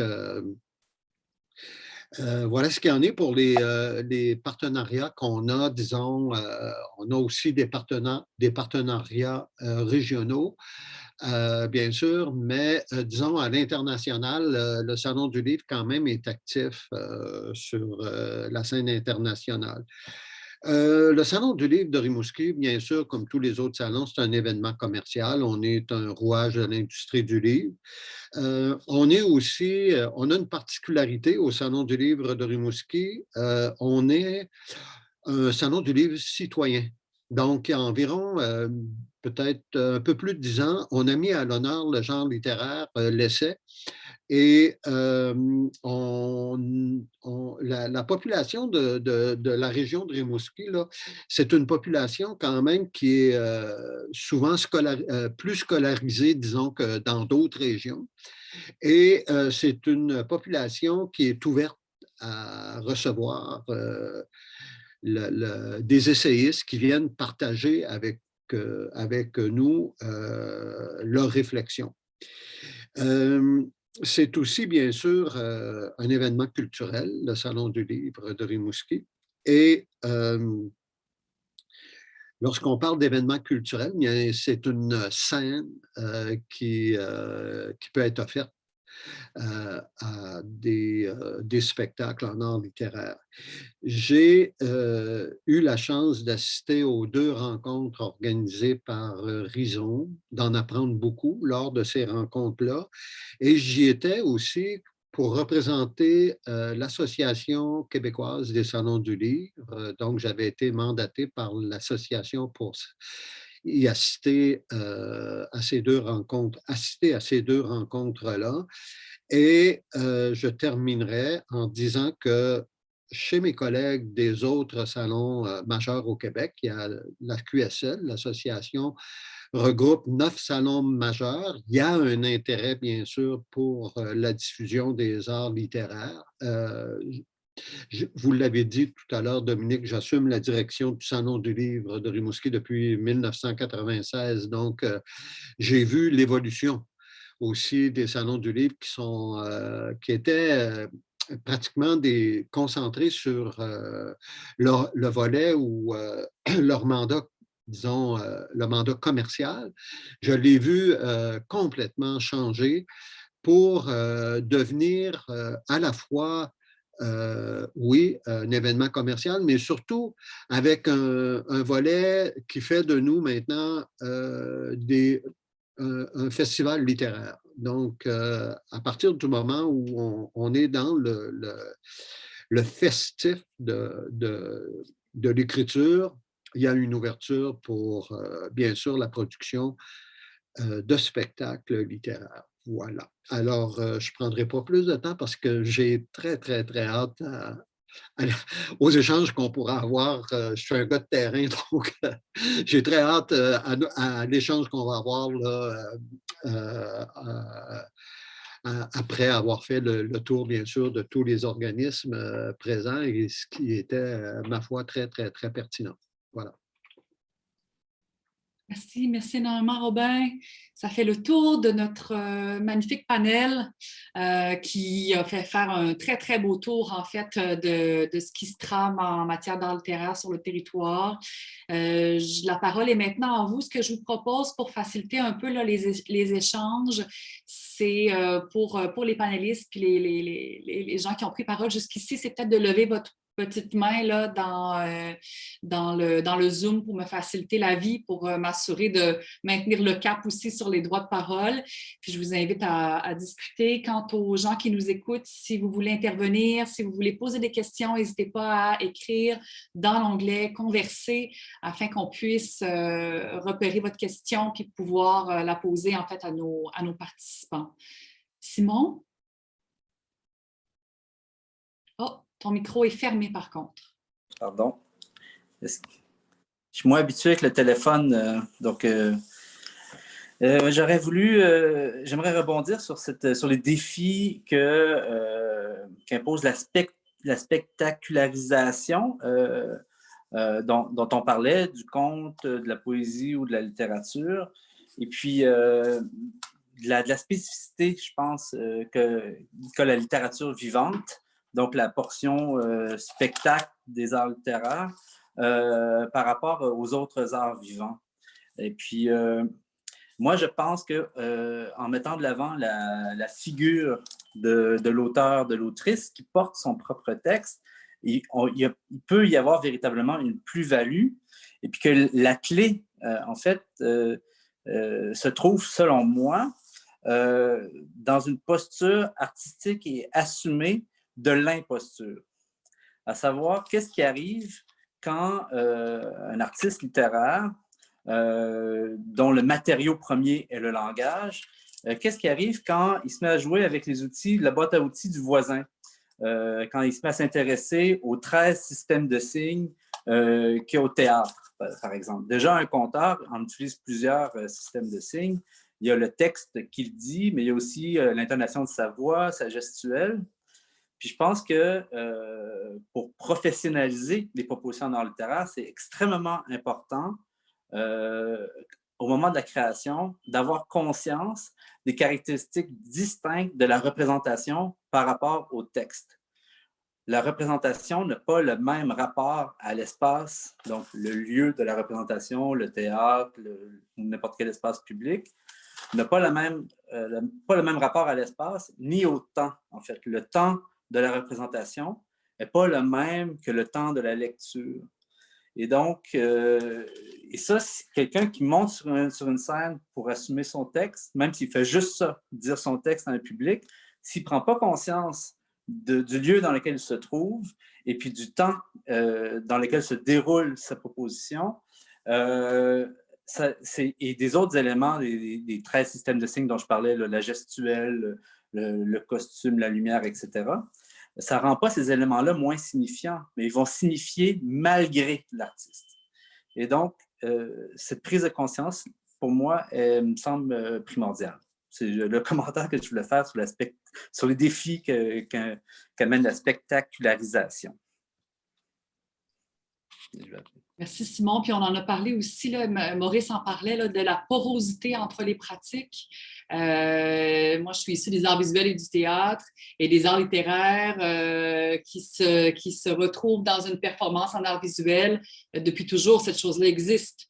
Donc, il y a vraiment une posture qui est, on en a parlé avec Stéphanie et moi récemment, là, une posture des indisciplinés. Et là, qu'est-ce qu'on fait pour avoir une justesse entre cette pratique-là qui pourrait être une pratique indisciplinée, mais aussi au besoin de se nommer pour être reconnu, pour apparaître, pour être visible et donc aussi être reconnu par les institutions pour assurer une pérennité des pratiques. Stéphanie? Oui, ben, j'avais le goût de rebondir sur ce que Simon a mentionné parce que j'avais aussi le goût de mentionner que ce n'est pas non plus le même rapport au public ou à celui qui reçoit. Donc, oui, ben, c'est sûr, le rapport au temps, tout ça, mais quand un écrivain est dans son bureau en train d'écrire un livre pour qu'il soit lu comme un objet. C'est pas du tout la même chose que le rapport quand l'écrivain se retrouve directement devant le public, qui reçoit en temps réel. Effectivement, là, il y a le rapport au temps, mais en temps réel, ce que sa parole. Et moi, ce que je trouve intéressant quand on voit un écrivain livré devant le public, c'est aussi la vulnérabilité. De cette personne qui accepte parfois même, j'ai déjà vu des écrivains mentionner qui n'avaient jamais fait ça ou qui étaient extrêmement inconfortables de le faire, mais qui se lançaient là-dedans. Puis j'ai vu des moments parmi ceux les plus beaux que j'ai vus en spectacle, même s'il y avait l'inexpérience ou je ne sais quoi, parce que cette vulnérabilité-là de s'exposer devant le public avec ses propres mots, c'est toute une autre... ça ouvre tout un autre univers qui est vraiment, à mon avis, intéressant d'explorer. Voilà. Très juste, Stéphanie. Merci beaucoup. Quelqu'un a envie de rebondir là-dessus? C'est très touchant. Il me semble que j'ai plein de souvenirs, moi aussi, de ces moments incroyables-là qu'on ne peut pas prévoir. Maurice? Oui, je voudrais juste dire, sans vouloir prendre toute la place au compte, là, que la posture, je veux rejoindre, j'ai oublié le nom de, voyons, Simon. Pas de Yvan, excuse-moi. C'est parce qu'en dessous de ton nom, c'est écrit Production Rhizome. Je ne voulais pas t'appeler Production Rhizome, là, même si tu le représentes. Donc, la problématique n'est pas la même, la posture n'est pas la même dans le monde du conte. Yvan, Simon, est-ce que tu disais, une fois que l'auteur monte sur scène, il dit son texte, et donc toute cette dynamique dont tu parles au niveau du conte, il n'y a pas de lecture de texte. Stéphanie, tu pourras certainement aller là-dessus. Je sais que tu travailles très fort sur un texte, mais du passage du texte à l'oral, il y a quand même tout un cheminement à faire. Et généralement, le conteur ne travaille pas sur un texte écrit définitif. Il reste une ouverture vers le public. Et donc, tout ce dont vous parlez, le temps, par exemple, le temps d'un conteur n'est pas le même que le temps d'un poète, puisque le poète, son texte est écrit et il le performe de façon magistrale la plupart du temps. Mais dans le conte, il y a place à l'improvisation. Une certaine improvisation du contact dont on parle toujours de l'abolition du quatrième mur dans le conte. Et pour revenir à Dominique, oui, cependant, ne disciplinons pas trop. Parce que c'est de l'indiscipline que naît très souvent des nouvelles ouvertures, des nouvelles explorations possibles.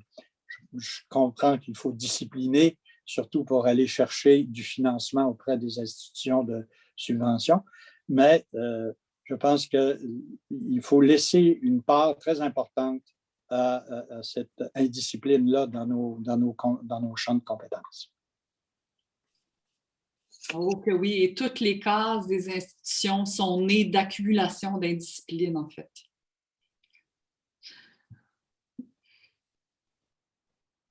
Quelqu'un d'autre qui avait envie de rebondir? Julie? Oui, ben, c'est très intéressant. Moi, je rebondirais un peu sur ce que disait Stéphanie. Tu sais, nous, ça fait quand même une vingtaine d'années qu'on fait des lectures publiques. On avait des écrivains qui ont produit un roman récemment intéressant, puis que il va en faire la lecture d'extraits, puis il va avoir des petites pauses musicales. C'est une formule très classique qui ne demande pas une préparation, c'est pas une mise en spectacle, c'est vraiment très spontané. Puis, beaucoup de ces écrivains-là qu'on a reçus, il y en a qui sont habitués à faire des lectures publiques, il y en a qui sont moins à l'aise avec ça. Je pense à Stéphane Larue, qu'on avait invité il y a une couple d'années. Mais en même temps, moi, ce que tous les gens là, me disaient, c'est qu'ils aimaient vraiment voir et entendre, puis voir l'auteur d'un livre qu'ils adorent, ou ils venaient vraiment pour cette personne-là, parce qu'ils l'aiment, connaissent déjà son œuvre, souvent, ou l'ont entendu parler, puis ont vraiment le goût de voir, là, c'est qui l'être humain qui se cache derrière ces mots-là, puis ils prennent comme il est. Puis c'est sûr qu'il faut quand même avoir un peu, là, être intéressant, puis savoir un peu porter cette voix-là au micro, là, quand même, minimalement. Mais quelque chose qui restait, là, c'est comme tu dis, « Ah, j'ai relu le livre, l'œuvre, et puis je l'entends dans ma tête. Tu sais, j'entends sa voix. Tu sais, il y a comme quelque chose qui se passe qui est vraiment une connexion avec l'artiste qui est comme super intéressante. Donc, c'est pour ça que nous, tu sais, on est plus comme un diffuseur en littérature plutôt qu'un producteur. Même si on fait des petites productions, c'est jamais de l'ordre du spectacle avec mise en scène, etc. Mais on fait quand même, c'est tout le temps des petites micro-productions. Et puis, je pense que cette façon-là d'inviter l'auteur à venir partager ses mots, puis à vivre cette vulnérabilité-là, mais en même temps, cette belle complicité-là avec un public hyper attentif, hyper respectueux, c'est assez magique aussi. Donc, c'est sûr, c'est une formule plus conventionnelle, mais moi, je pense que c'est une formule qui ne disparaîtra jamais non plus, puis qui se déplace bien, puis qui fait rayonner vraiment aussi la littérature dans son expression la plus simple, puis dans la force des mots qui a pris tant de temps à écrire, puis à poser sur papier, puis parfois à reformuler 1000 fois là, dans son sous-sol, là. Donc, c'est mon petit commentaire par rapport au spectacle littéraire. Merci, Julie.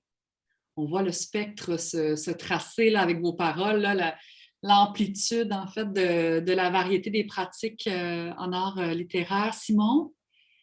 Oui, ben, par rapport à ces moments de fragilité très beaux qu'évoque Stéphanie, moi, il me semble là que c'est que par moment, on accède à du vrai plutôt qu'à du vraisemblable.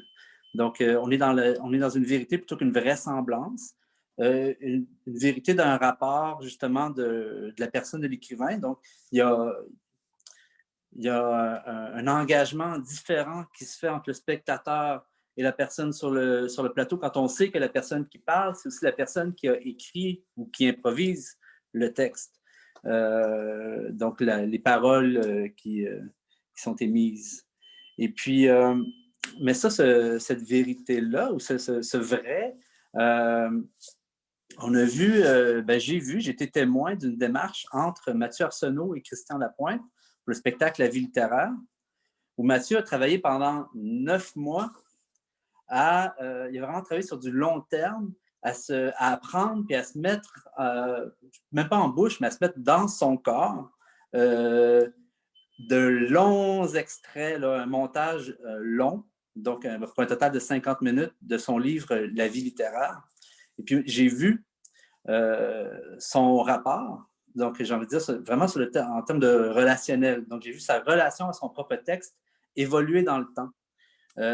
Sur le plan de la mémoire, donc mnémotique, mais aussi émotif et physique. Et puis, on n'a pas perdu cette vérité-là dans la représentation, mais on y accède autrement. Puis Mathieu Arsenault, c'est un habitué des scènes. Donc, il est habitué de performer ses textes dans différents festivals, dans des bars bruyants, etc. Puis, il a développé toutes sortes de techniques de façon autodidacte pour percer le bruit ambiant, pour atteindre son public, mais aussi, des fois, peut-être des petites cachettes. Et puis, ce qui est vraiment beau et touchant dans ce spectacle-là, c'est que il y a une performance, je veux dire, de mémoire et physique, de dire du texte à haut débit pendant 50 minutes. Il est complètement absorbé par ça. Il n'y a plus d'énergie ni de temps pour se cacher. À un moment donné, il y a une brèche qui s'ouvre, puis on voit le lien entre l'auteur et son texte. Et c'est ça qui est très, très émouvant dans cette proposition-là, qui par le travail, devient potentiellement accessible à un public qui n'est pas le public immédiat des cercles littéraires. Donc ça, je trouvais que c'était un exemple intéressant à mentionner.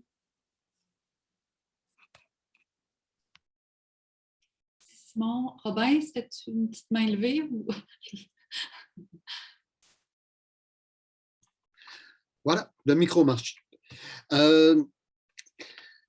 Les arts littéraires aussi, le spectacle littéraire, si je fais un lien avec les arts de la scène, dans les arts de la scène, bien sûr, on a les créateurs, on a les artistes aussi, mais il y a beaucoup de monde aussi autour de ça. Il y a des professionnels, de la mise en marché, aussi de la mise en scène, etc., des agents, des gérants, etc. Et bon, voilà, c'est bien organisé. Et on parle beaucoup là, de création actuellement, mais autour de la création, il faut qu'il y ait comme un univers aussi où ça se passe pour la circulation. Si vous créez puis ça ne circule pas, c'est dommage. Là, je vais parler de quelque chose de spécifique, les salons du livre. Les salons du livre, nous,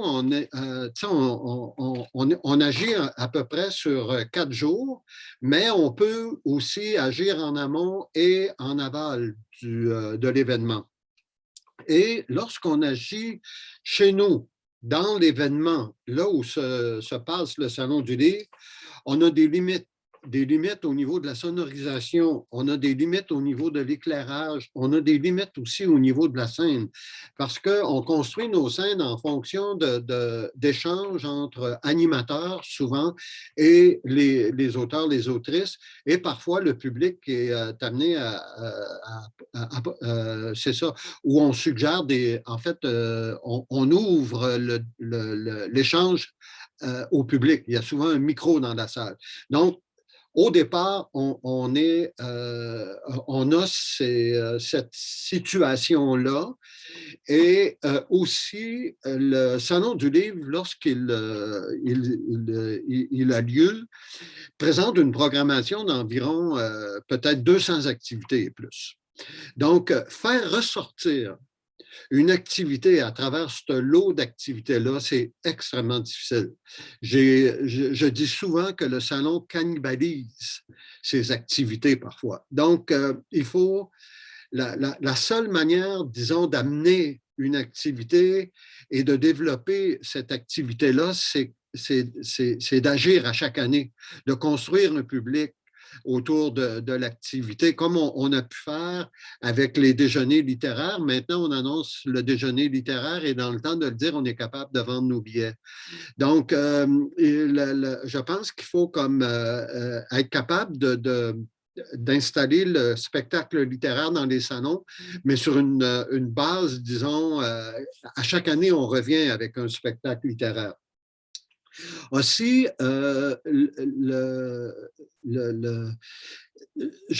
sais, comme c'est peu connu, là, les arts littéraires pour le moment, le spectacle littéraire. Moi, j'aurais une suggestion à faire. Je vous l'ai dit tout à l'heure, là, je suis un gars de terrain. Là. Donc, ce serait peut-être d'organiser une tournée pour qu'on puisse présenter de courts portraits de ce que ça peut être les différentes sortes de spectacles littéraires. Parce que j'en ai vu, moi, qui étaient très accessibles au niveau du public. Par contre, il y en a d'autres qui sont très pointus. C'est beaucoup plus difficile d'accès, ces spectacles-là. Donc, comme directeur d'un salon du livre, je connais ma clientèle. Si je suis devant, disons, une offre de spectacle, je peux dire celui-là, je suis capable de le présenter dans le cadre du salon, je suis capable de le présenter sur les heures du salon, ou je vais le présenter sur la scène du salon, mais en dehors des heures habituelles, ou encore je suis capable de le présenter en amont ou en aval.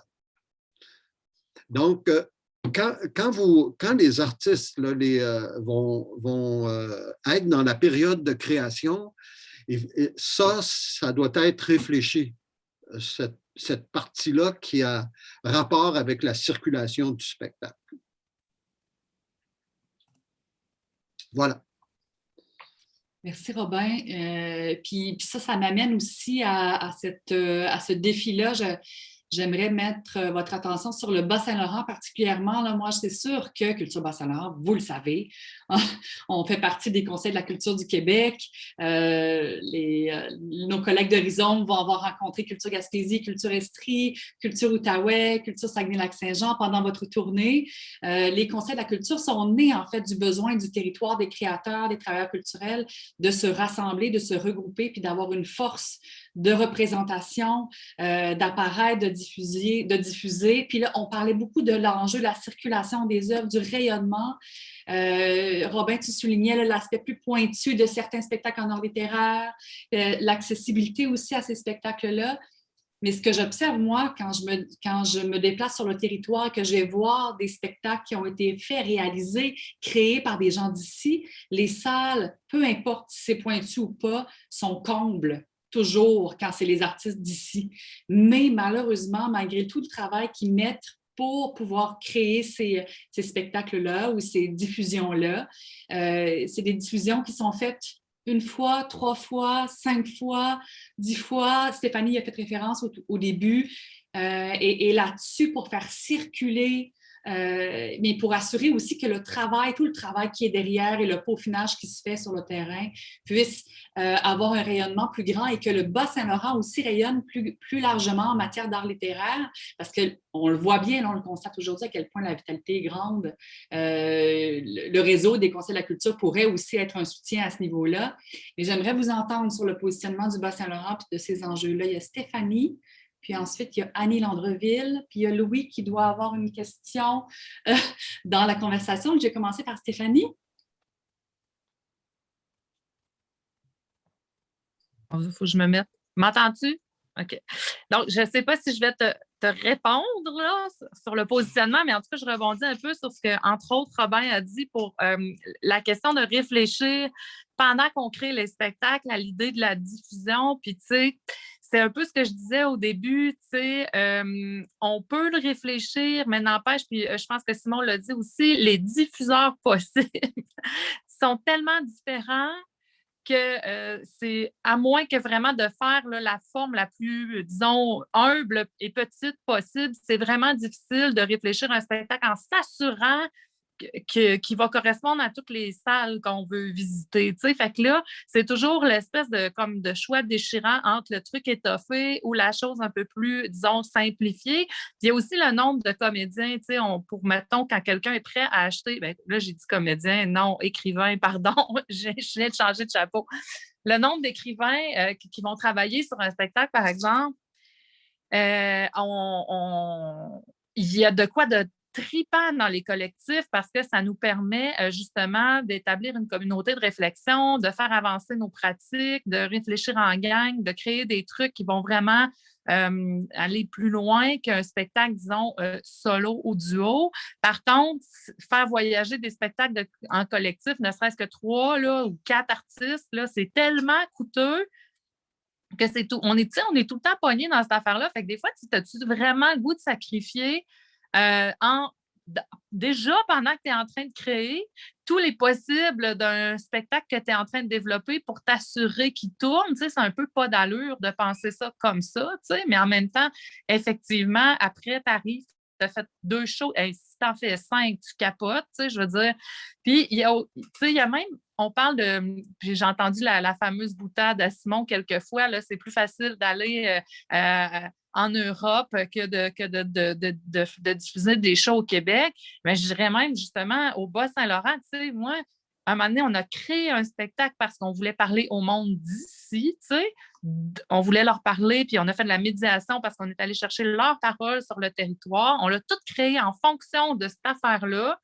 Puis, quand ça a été le temps de le diffuser, on n'a jamais été capable de trouver une enveloppe pour nous permettre de le diffuser parce que quand tu demandes de l'aide à la diffusion au Québec, ça te prend des diffuseurs officiels qui disent qu'ils vont te recevoir. Mais cherche-les, là, ici. Il y en a quelques-uns, mais je veux dire, c'était pas là qu'on voulait aller, nous autres, c'est d'instant communautaire.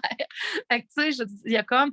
tu sais, ce problème-là, il est vaste. Puis oui, je veux bien, tu sais, des fois m'y attaquer. Ça m'arrive de réfléchir à un projet, mais en me disant, lui, je veux qu'il voyage, je vais le réfléchir pour.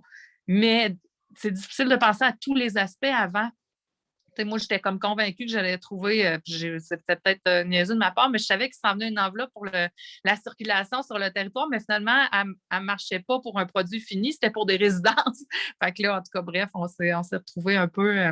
Mais tu sais, il y a cette réflexion-là à avoir, bien sûr, mais après, il ne faut quand même pas lui faire prendre le pas sur le processus de création initiale. Merci Stéphanie. Annie? Oui, donc il y a quelque chose qui a été abordé par Stéphanie qui rejoint un petit peu ce que je voulais dire, c'était la grande disparité des jauges et des équipements techniques et du personnel technique aussi dans la région pour présenter des spectacles littéraires. On l'a vu avec Rhizome, c'est difficile d'accueillir une production qui a été faite en fonction de certains paramètres techniques, même si Rhizome a fait des efforts pour avoir différentes versions des spectacles. Il n'y a pas beaucoup de gens dans la région qui ont cette expertise-là, ces possibilités-là de pouvoir travailler un spectacle en fonction et de faire une production en fonction de différents paramètres, des paramètres des salles. Il n'y a pas beaucoup de directeurs techniques, de gens qui travaillent à l'élaboration scénique d'un spectacle ici. On a beaucoup d'écrivains, on a beaucoup de matières premières, on a beaucoup de gens qui sont prêts à aller sur la scène. On a des petites salles qui peuvent nous accueillir, des diffuseurs qui sont pleins de bonne volonté. Mais bon, l'Exil est le seul organisme qui produit des spectacles, qui fait de la production, mais l'Exil produit ces spectacles. L'Exil ne va pas dire si X ou Y a un projet, je le présente à l'Exil. L'Exil ne fonctionne pas comme ça.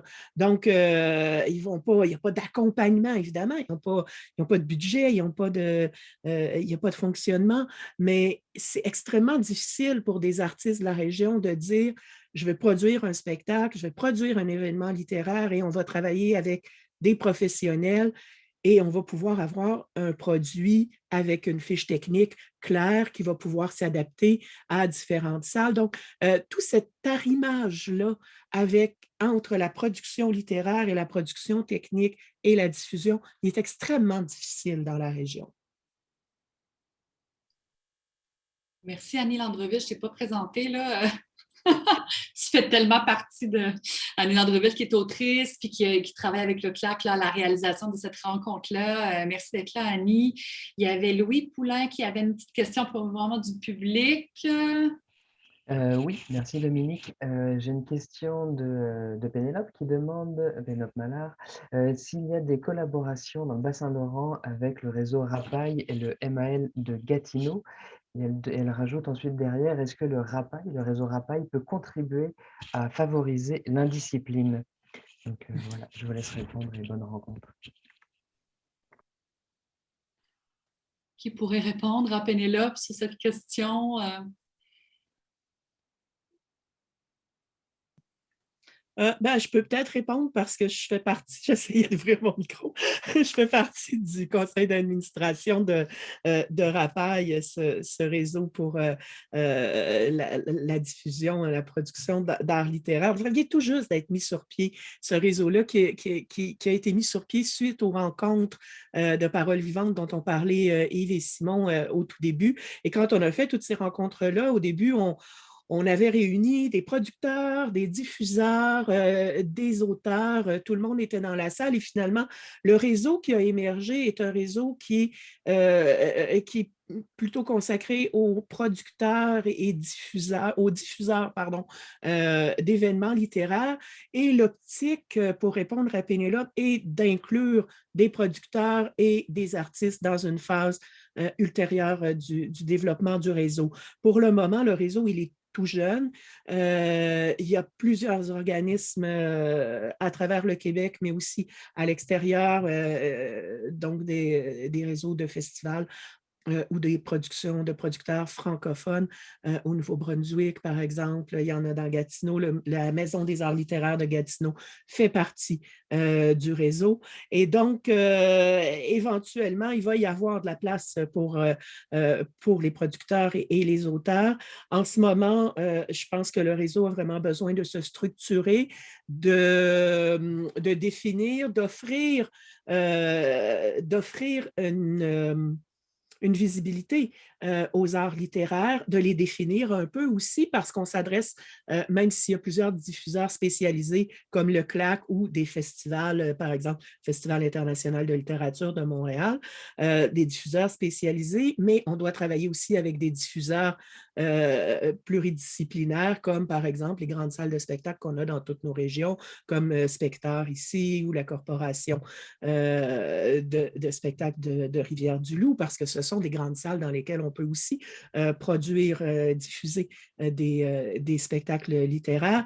Donc, je pense que tout ça est en train de se mettre en place. Éventuellement, il va pouvoir y avoir des échanges, mais de commencer par structurer les diffuseurs comme le CLAC, bien, évidemment, ça va aider le CLAC à produire et à mieux encadrer des productions et éventuellement à démarrer des événements et à faire tourner des spectacles comme ça. Donc, on commence par la structure et puis je pense qu'il va y avoir une place pour les producteurs et les auteurs. Maintenant, ce que fait Rhizome en organisant les rencontres de paroles vivantes, dont les troisièmes vont se dérouler à l'automne, c'est aussi un développement qui est à la fois, je pense, en parallèle et en concertation parce qu'on est tous plus ou moins entremêlés les uns avec les autres. Merci Annie, il nous reste quelques minutes. Il y a Stéphanie, puis il y avait Maurice, je pense qu'il voulait dire un mot. Fait que Stéphanie, puis ensuite Maurice, puis ensuite on va conclure cette belle rencontre déjà. Yves, c'est bon. Je veux rejoindre un peu différentes interventions. Concentrons-nous sur la circulation intra-régionale et la circulation extra-régionale. La circulation à l'intérieur de la région du Bas-Saint-Laurent, en tous les cas de notre expérience, elle se fait beaucoup plus dans des contextes hors institutionnels. Je veux dire qu'elle se fait surtout dans des salles, des endroits, des lieux qu'on appelle des lieux improbables, que ce soit dans des cafés, que ce soit dans des brasseries où là, tantôt, il y a quelqu'un qui mentionnait la problématique de l'écoute parfois dans ces lieux-là. Et il y a aussi toutes sortes d'autres lieux improbables, que ce soit dans des randonnées dans les paysages du Bas-Saint-Laurent, que ce soit, comme on l'a fait au dernier festival, à cause du la COVID, on a été obligé, de la limitation des spectateurs, on a été obligé de vraiment être très créatif. On a fait des spectacles dans une cour à scrap, dans des garages. Donc, il y a à l'intérieur du Bas-Saint-Laurent, à côté des salles subventionnées qui font un travail exceptionnel aussi, il y a la nécessité donc de créer ces réseaux en dehors des institutions. Et ces réseaux-là fonctionnent assez bien, mais il y a un travail parce que là, il faut que et là, je rejoins ce que Robin disait, c'est que là, pour activer ces réseaux-là, cette circulation-là, il faut que tu connaisses les artistes, il faut que tu connaisses le terrain, le genre d'endroit où tu peux aller. Et puis, là, il faut que tu connaisses ton public. L'intérêt d'aller dans ces lieux improbables, c'est que tu vas à la rencontre de ton public qui, elle, va à la rencontre d'artistes qu'elle ne connaît pas aussi. Donc, il y a tout ce côté-là qui est très intéressant, mais qui est limitatif au niveau de la viabilité et de la rentabilité de tes choses, de ta programmation. Pour ce qui est de la circulation hors de la région des artistes régionaux, bien, c'est pas nécessairement facile. Vous connaissez tous cette problématique-là, vous qui êtes dans la pratique. Pour nous, on n'a pas de réseau comme tel. Je vois qu'il y a au niveau des arts littéraires déjà des organisations bien en place qui créent des réseaux. Pour le compte, ça n'existe pas. C'est plutôt, si tu veux, une collaboration ponctuelle d'organisation de tournées. Mais effectivement, il y a cette nécessité, une fois que les artistes ont une œuvre à présenter, se limiter à l'intérieur, excusez le mot, se limiter, mais du Bas-Saint-Laurent, ça devient tautologique de dire limitatif, mais il faut donc faire des efforts pour ouvrir vers l'extérieur, que ce soit au niveau national, que ce soit même au niveau international. Nous autres, on a réussi quelques succès, on a eu quelques succès de faire passer des artistes, non seulement à Montréal, mais dans d'autres endroits du Québec et à l'international. Donc, il y a cette préoccupation, je pense, en tant que diffuseur, d'assurer cette circulation des artistes du Bas-Saint-Laurent vers l'extérieur, en même temps que de leur donner l'opportunité de présenter leur création dans la région. Merci Maurice. J'en profite pour dire qu'il y aura un appel de projet dans le cadre de l'entente de partenariat territorial en lien avec la collectivité du Bas-Saint-Laurent à l'automne prochain. Il est déjà temps de penser à vos projets, mais les artistes, les organismes, le volet 3 mobilité, c'est comme tu l'as dit Stéphanie, pour l'accueil en résidence, mais les artistes, eux, peuvent déposer dans le volet mobilité pour faire circuler leurs œuvres sur le territoire du Bas-Saint-Laurent, mais rien n'empêche que la circulation des œuvres comprenne également une diffusion hors région. Donc, ça peut être un levier intéressant à court terme. Je vous invite à préparer vos dossiers puis à utiliser le service d'accompagnement de Culture Bas-Saint-Laurent pour une relecture de votre projet. Ça vaut vraiment la peine de vous faire entendre. Plus les arts littéraires vont faire partie des appels, plus les arts littéraires vont être aussi visibles partout.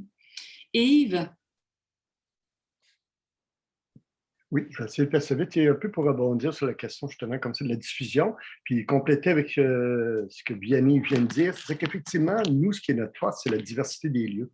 C'est-à-dire que chaque type de production demande un lieu particulier et il ne faut pas s'empêcher, il ne faut pas se priver de ça. Il ne faut pas surtout viser que le réseau officiel des diffuseurs parce qu'à ce moment-là, on est obligé d'avoir un type d'offre qui répond aussi à ce réseau-là, puis c'est un peu inévitable. C'est important de conserver ça. Le problème qu'il y a, c'est que, par exemple, Rhizome produit quelque chose, puis là, veut le présenter, je ne sais pas, mais chez vous, dans votre région, on ne les connaît pas, nous, les lieux de diffusion. On ne connaît pas la petite salle, on ne connaît pas le petit bar, on ne connaît pas ces lieux-là. Et si je regarde la plupart des festivals, je vais prendre le Fil comme exemple, durant son festival, il y a une série d'activités dans différents lieux. Ça peut se passer souvent dans des bars, des fois dans une salle de spectacle, dans une autre petite place, et c'est les festivals ou c'est les organismes ancrés dans le milieu qui connaissent leur réseau, qui doivent le développer.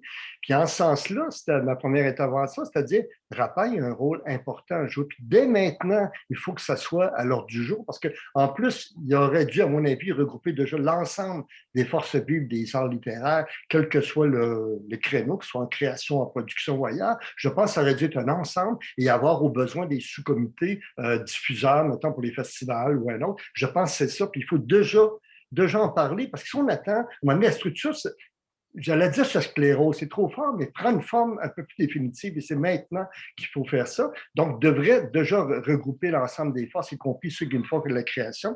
Mais je pense surtout qu'il faudrait déjà prévoir comment faire circuler entre les régions. Parce que le but de Rapaille, c'est de représenter un peu partout les régions. Et un de ses rôles, à mon avis, majeurs, ce devrait être cela, être capable de voir c'est quoi les possibilités dans chacune des régions pour que les spectacles qui sont produits ou qui sont disponibles pour un festival dans une région puissent aller dans une autre région. Et ça, c'est le rôle majeur parce qu'il n'y a pas ce réseau, cette circulation-là. Je pense qu'on se condamne nous-mêmes à être limitatif, comme disait Vianney, à tout limiter tout le temps et puis à des petits producteurs qui parfois vont passer dans un festival, mais n'auront pas de rayonnement. Puis déjà, avant de penser à l'international, même si on peut le faire en parallèle, il reste qu'au Québec, les questions sont fondamentales. Il faut qu'on soit capable de circuler dans les différentes régions, qu'on soit capable de présenter l'un à l'autre, qu'on soit capable d'échanger, de réfléchir ensemble. Et je pense que Rapaille peut avoir ce rôle-là majeur dès maintenant. Parce que maintenant, l'appui des conseils de la culture, parce qu'il y en a partout, mais on sait que leur impact et leur implication dans les régions est différente d'une région à l'autre, mais il y a peut-être un rôle là aussi. Il y aura peut-être quelque chose à voir pour avoir un support du côté des conseils de la culture qui sont justement dans toutes les régions pour appuyer ces démarches-là qui fait qu'à un moment donné, on est capable, quand on propose quelque chose, on est capable tout de suite rapidement de savoir où ça peut être parce qu'il y a un intermédiaire, il y a quelqu'un qui est capable de connaître sa région parce que nous, c'est toujours le meilleur exemple, on ne connaît pas. Donc, on passe par des organismes. Moi, je ne peux pas appeler un bar à Rimouski et dire, vous voulez prendre mon spectacle de poésie noise, exemple. Ce n'est pas possible, je ne les connais pas. Donc, comment on travaille pour faire ça? Puis d'emblée, il faut éviter de multiplier. Le Rapaille existe, c'est génial. C'est une bonne première organisation qui découle des rencontres en littéraire, mais maintenant, il faut que déjà, ils se voient dans un mandat plus large. Parce que si c'est fermé, on va toujours faire une autre structure, puis un autre. Puis là, on est sur la puissance, sur la bouturage. C'était mon intervention. Merci beaucoup, Yves. Il nous reste 3 minutes. Je voulais quand même prendre le temps, en fait, de remercier Rhizome. Annie, c'est déchirant, hein? Peux-tu me faire ça en 30 secondes? Es-tu game? C'était très pertinent, l'intervention de Yves. On travaille dans ce sens-là. Rapaille a eu son premier conseil d'administration en janvier. En mars, on a organisé déjà une formation pour tous les diffuseurs pour aider à diffuser. Ton micro est fermé, Annie. On ne t'entend plus du tout. On voit donc que Rapaille est en train de s'organiser, se structurer, puis qu'il y a des démarches qui sont entreprises. Donc, on va rester proche, on va rester à l'affût. On va assurer de faire circuler l'information pour que vous ayez l'information en temps réel et qu'on puisse avoir des nouvelles de Rapaille le plus souvent possible pour pouvoir voir apparaître ce réseau-là et aussi les impacts terrain de ce nouveau regroupement qui prend forme en même temps. Je tiens à remercier Rhizome pour avoir initié. La rencontre était tellement riche. C'était vraiment, vraiment hyper pertinent. Je suis très, très contente d'avoir eu cette chance-là d'animer cette rencontre-là. Je vous remercie. Je remercie grandement aussi le Fonds régional d'investissement en économie sociale, le FRIES, qui a permis à cette rencontre-là d'avoir lieu. Le FRIES est le seul fonds d'économie sociale de cette nature-là au Québec. Il est très précieux et on espère grandement qu'il sera de retour et qu'il sera prolongé. Je tiens à remercier aussi l'ensemble des panélistes qui ont été hyper généreux dans cette rencontre ensemble. Je remercie aussi ceux qui ont travaillé dans l'ombre, donc Simon Cross qui est à la technique, qui a permis à cette rencontre virtuelle d'avoir lieu, Louis Poulain qui a veillé très fort sur vos échanges dans l'outil Conversé sur la page Facebook et bien sûr le CLAC pour l'ensemble de l'œuvre et pour cette nouvelle édition de la Crue des mots qui démarre en fait aujourd'hui, tout un démarrage, tout un démarrage avec cette table ronde. Et la Crue des mots est présentée par Hydro-Québec et supportée par la Caisse Desjardins de l'Amitis. Merci grandement à tout le monde. Je vous souhaite une magnifique journée. Bravo. Merci. Merci beaucoup. Bonne journée. Merci. Au revoir. Au revoir. Merci Dominique, la belle animation. Merci à vous autres. C'était Merci trop à tout le intéressant. monde. Ah oui, c'était d'une qualité radio-canadienne.